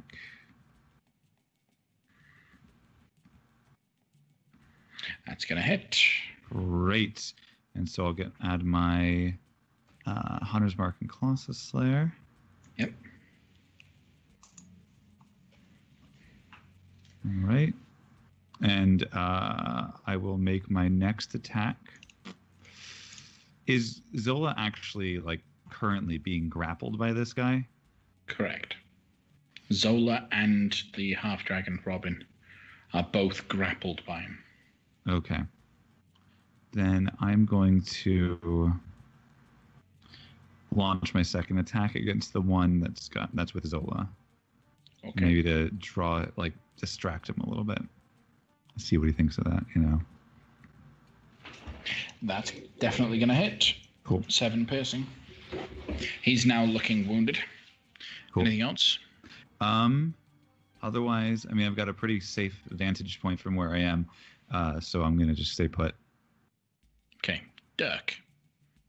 All right. How's this guy looking in front of me? He's taking some damage. He's taken quite a bit of damage. He is looking fairly wounded, though he is a tough cookie. A lot of damage is still not that much. He's a tough cookie. Yeah. Okay, I will stab at him with my short sword. Okay. For 16. That is going to hit. So 21 points of damage. He is now heavily wounded as you're kind of teetering on the edge of the building, just stabbing away at him. And I'd like to bonus action disengage and then go some feet away. Okay. Maybe into this nice hidden jungle area. Fair enough. Anything else from you? That's it. Okay, we have the Brood Guard, which all saw a tiefling run behind the building. So I've got... Oh, right. Forgot about one that. That's going to move 30 foot to there and doesn't have the range. We're going to play a game of tag! So it's going to run around you. The next one will do the same thing. Come on, roll 20. The other two, however, one is going to position itself directly underneath Zola, just with its mouth open, just ready to grab the scraps that are thrown down to it. And you know what? Yeah, the other one will do the same thing. All right. Half Dragon, he is restrained, but he doesn't like being restrained. Let's get out of that. There we go. That'll. Yep. Averine. How tall are these buildings? Each building is varies in height, but typically about 20 foot. Okay, I would like to get to there. So if I have to, how can I get there with as least trouble as possible? Roll an acrobatics check. Oh. Okay. Yeah. You start rolling off the side of the building instead of just jumping, and you land, continue the roll, and you're good. Pijo just shouts down, Rini, that was so cool. I'm glad someone saw it. All right, and then I will cast Life Transference on my... I will take 18... Oh, I'm sorry. I will take 9 points of damage and do 18 points of healing to Zola. Thank you. Okay. That's Wait. not the case. It's actually the other way around. You take 18 points of healing, and one creature of your choice that you can see within range regains a number of hit points equal to twice the necrotic damage you take. Okay, so I take 18 and she gets 36. Yes. Even better. Okay. Anything else? That's it. Okay. Grigori. Wanting to preserve my friends from the danger of these Brood Guard, I'm going to keep running away. Let's see. Let's measure this stuff. So that's 25 feet around the corner to 30 feet, and then let's just go another 30 feet. Question. Well, I guess we'll find out. I wouldn't know that when I moved it, so I'm just going to move there. Do I have line of sight on the UNT? He's a big guy, so yes. That's a bummer. That's the end of my That turn. position. Okay. Zola. Feeling invigorated. I was going to see if I could run away, but I think I'm just going to attack this guy where I am in his clutches. Stab. Okay. You have disadvantage on attacks against him because you are restrained by him. You are restrained, so Yeah, you have no, I get that. disadvantage on I'm attacks. weighing whether or not I should. I think. Let's see. Yeah, it's just him. I Go for it. I remember seeing this in my visions, and remember that you have a very strong strike, and a 17 is what you will roll. Excellent. There we go. A 17 is what I rolled. Oh, wow. You're on fire today. You're an amazing diviner. All right. So That definitely hits. 21 points of damage against this guy. He's now looking heavily wounded. Anything else from you, Zola? Yeah, I'm gonna get him with the left. Okay. This next one is at disadvantage, so the 12 misses. Okay. Okay. Anything else? Yep, that's all I got. Okay. Since he has you still grappled, he's going to just keep going, attacking you. The bite attacks, he's noticed that your flesh doesn't taste nice. You want to. It just got this horrible taste on the tip of his tongue, so he's not going to bite you anymore. Instead, he's just going to swing at you 3 times with his scimitar. It hardly seems like a better... I know. So that's a 21 to hit. Yeah. For 11 points of slashing. You can use your uncanny dodge on any of these. Yeah, I'll go ahead and use it on the last one, just in case, the drama of it. So that's a natural 20 on the next attack. Just kidding. You have to use it on that. Okay, you're going to use it on this. So the 15 cuts down to 7 points of slashing damage. And then the third attack is going to be a 24 to hit for another 11 slashing. So that totals out to 29 points of damage on that turn. Okay. The other UNT abomination is going to attack and constrict the half-dragon again, or at least try to. The 17, however, is going to fail. So that misses. So he will just slash at him twice with the scimitar. No advantage, both of which will fail. Pijo. All right. I'm going to... Now, I can't transfer my mark until this guy's dead, right? Not without casting the spell again. Right. I think I can just cast the spell again, because I am much more concerned about Averine right now. So I'm going to recast Hunter's Mark to put a mark on this first dog that I just pinged, and I'm going to shoot down some arrows at it. And not knowing how the poison arrows work on it, I'm going to make my first attack with the poison arrow just to get a gauge on it, see if it winces more than it would otherwise. So. Okay. 28 hits. It takes 7 points of piercing damage. Okay. Let me... Unaffected by the poison. Okay. So I won't roll that, but I will roll my Hunter's Mark because it's marked. And they haven't been hurt yet, correct? So this is... Nope. There would be no... Okay. It's the first time they've been hit. And then I will attack again, just with a normal arrow this time. Yep.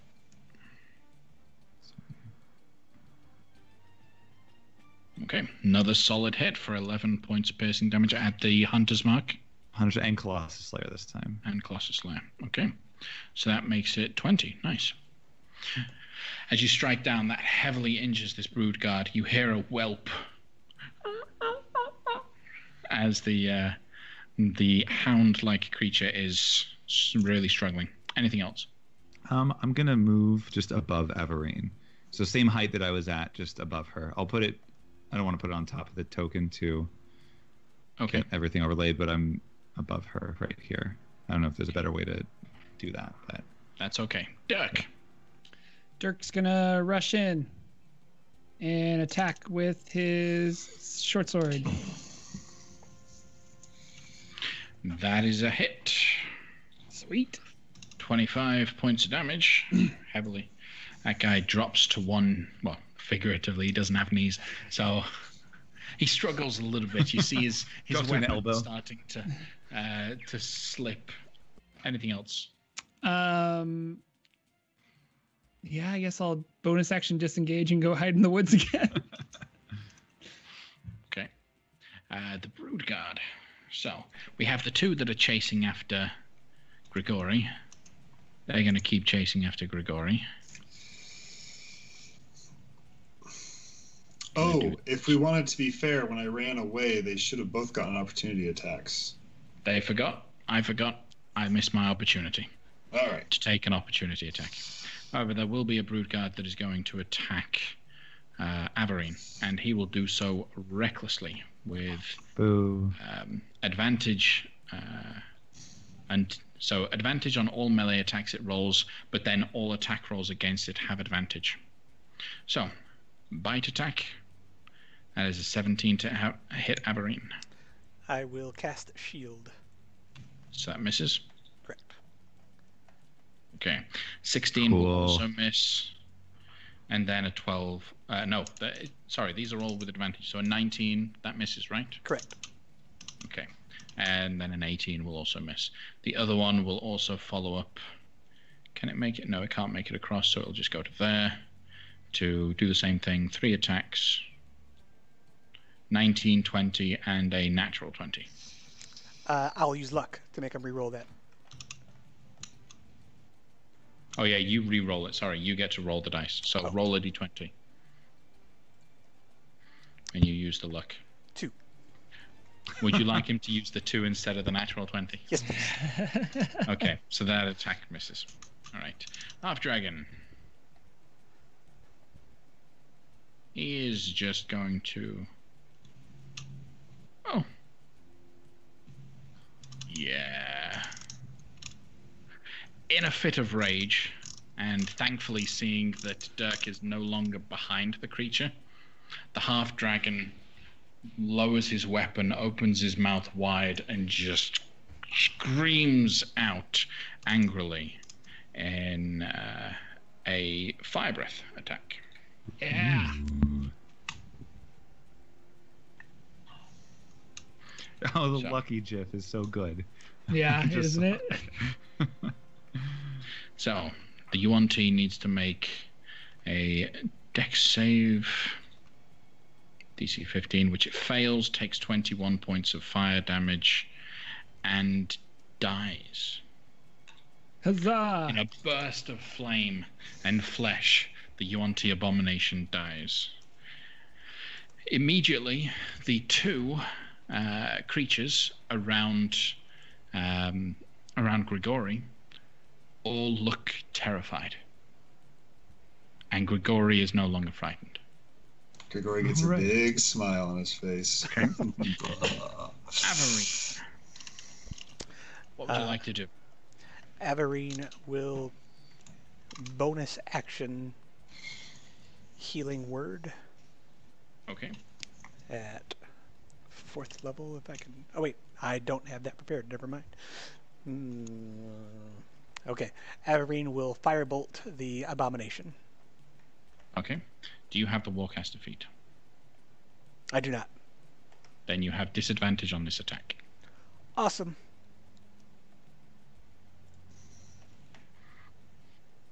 $17. 17 is still going to hit, though, for 14 points of fire damage. Still going to hurt. And I will end my turn. Okay. Grigori. Sorry, I need to look up something real quick. Real quick. Third level. Where to go? Third level. Okay. I'm going to smile a bit devilishly, and then I'm going to put my hands out and grab both of them beside me and cast Inflict Wounds at 3rd level. And I'm twinning it so I can hit both of them simultaneously. Okay. So, I don't think my macro is quite set up for that, because Inflict Wounds would be 3d10, but I actually need to roll 5d10 at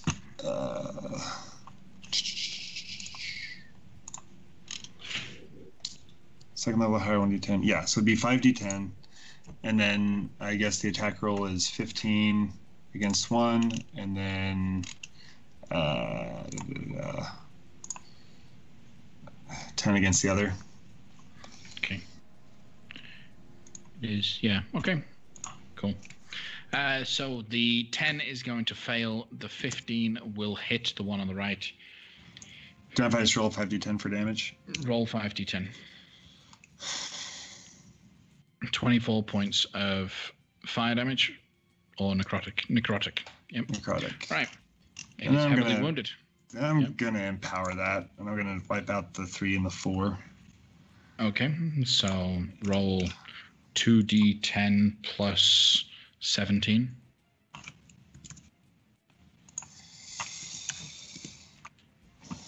Okay. Exactly the same. Exactly the same.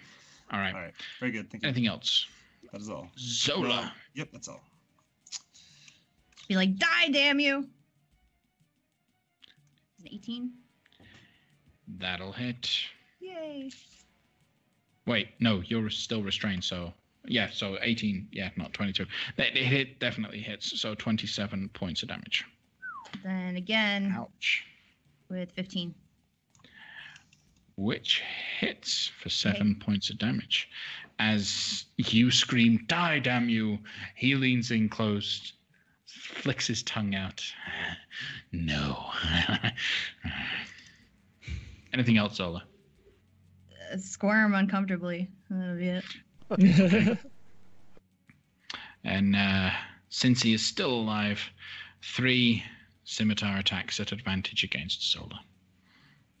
Bye-bye, everybody. 26 to hit. Yeah, that'll hit. For 10 points of slashing damage. I'm at 1. Okay. Another natural 20. Okay. So that takes you down to unconscious, right? Yeah. Okay. A 25 to hit, that counts as 2 failed death saves. Okay. Okay. Who is that healing potion? Pijo. The one that Bag of Nails gave you? Yeah. Pijo. What would you like to do? Muted. No, I think he's just not saying anything, right? No, I was saying something. Sorry. Okay. How badly wounded does this guy look? Oh, very. Okay. Like you can feel confident that you can kill him. Okay. Well, then I'm gonna. Well, okay. Here's the other thing. What's the likelihood of me killing him and Zola dropping to her death with her 1 death save that's left? I shouldn't take any damage at that fall. Right. How far? It's You're 20 feet? 20 foot above the ground. And it's 1d6 per 10-foot fall. If Zola drops anywhere other than on the plank, she will fall and die. Shoot while you're flying towards and catch. Yeah, well, that's what I was about to say. It's like what I want to do, and I don't know if this works in the action economy of this game, but my thought is I want to position myself before I attack, so I'm like underneath, and I can move to catch Zola, or at least like break her fall, so that she won't plummet to the ground and die. You could also just dedicate your turn to flying on top of her and grabbing her and securing her, and hope that someone on your team kills him. Well, but she's currently grappled by that. Oh, I guess that's true. Yeah. If you grab hold of her body as well, which you can easily do since she's unconscious. Okay. So if you grab hold of her body and someone else kills the UNT, when he falls, there is a almost guaranteed chance of you saving Zola. Okay. So what I'm going to do is I'm going to move over here. Okay. Grab, I guess, in her, like under her shoulders with my feet. So you use. So the way this works is you use an attack as a grapple. Okay. But I wouldn't have to do damage if it works, right? If it hits. No. But you can do 2 attacks per turn, right? Well, that's what I was going to say. So I want to see if I can attack her. You can't attack with... her. Yeah, so you grapple her, that's fine. Like, but you've got to use one hand to grapple hold of her. You can't use a 2-handed weapon to be able to make the other attack since you're grappling Zola with one hand. Okay. So you can short sword stab him.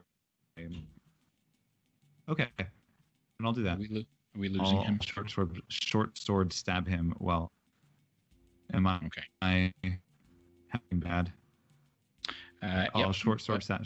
I will stab him, and also grapple her. Do I need to roll to grapple first? No.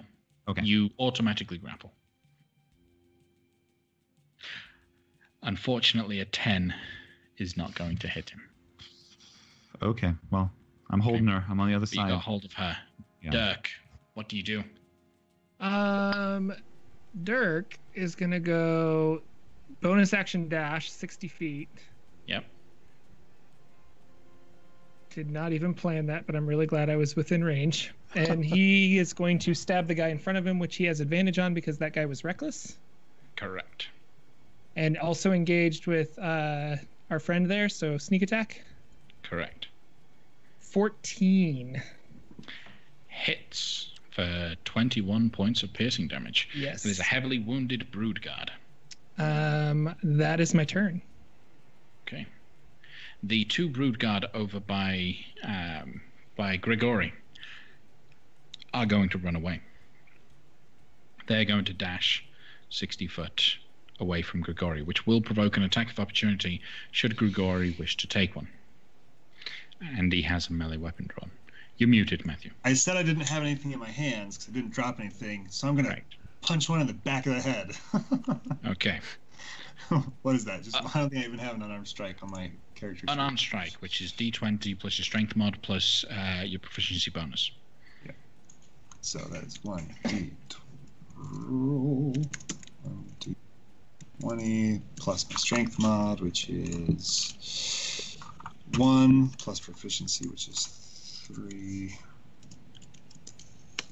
That was wrong. That was 2d20. Okay. You'll hit. What is your strength modifier? 1.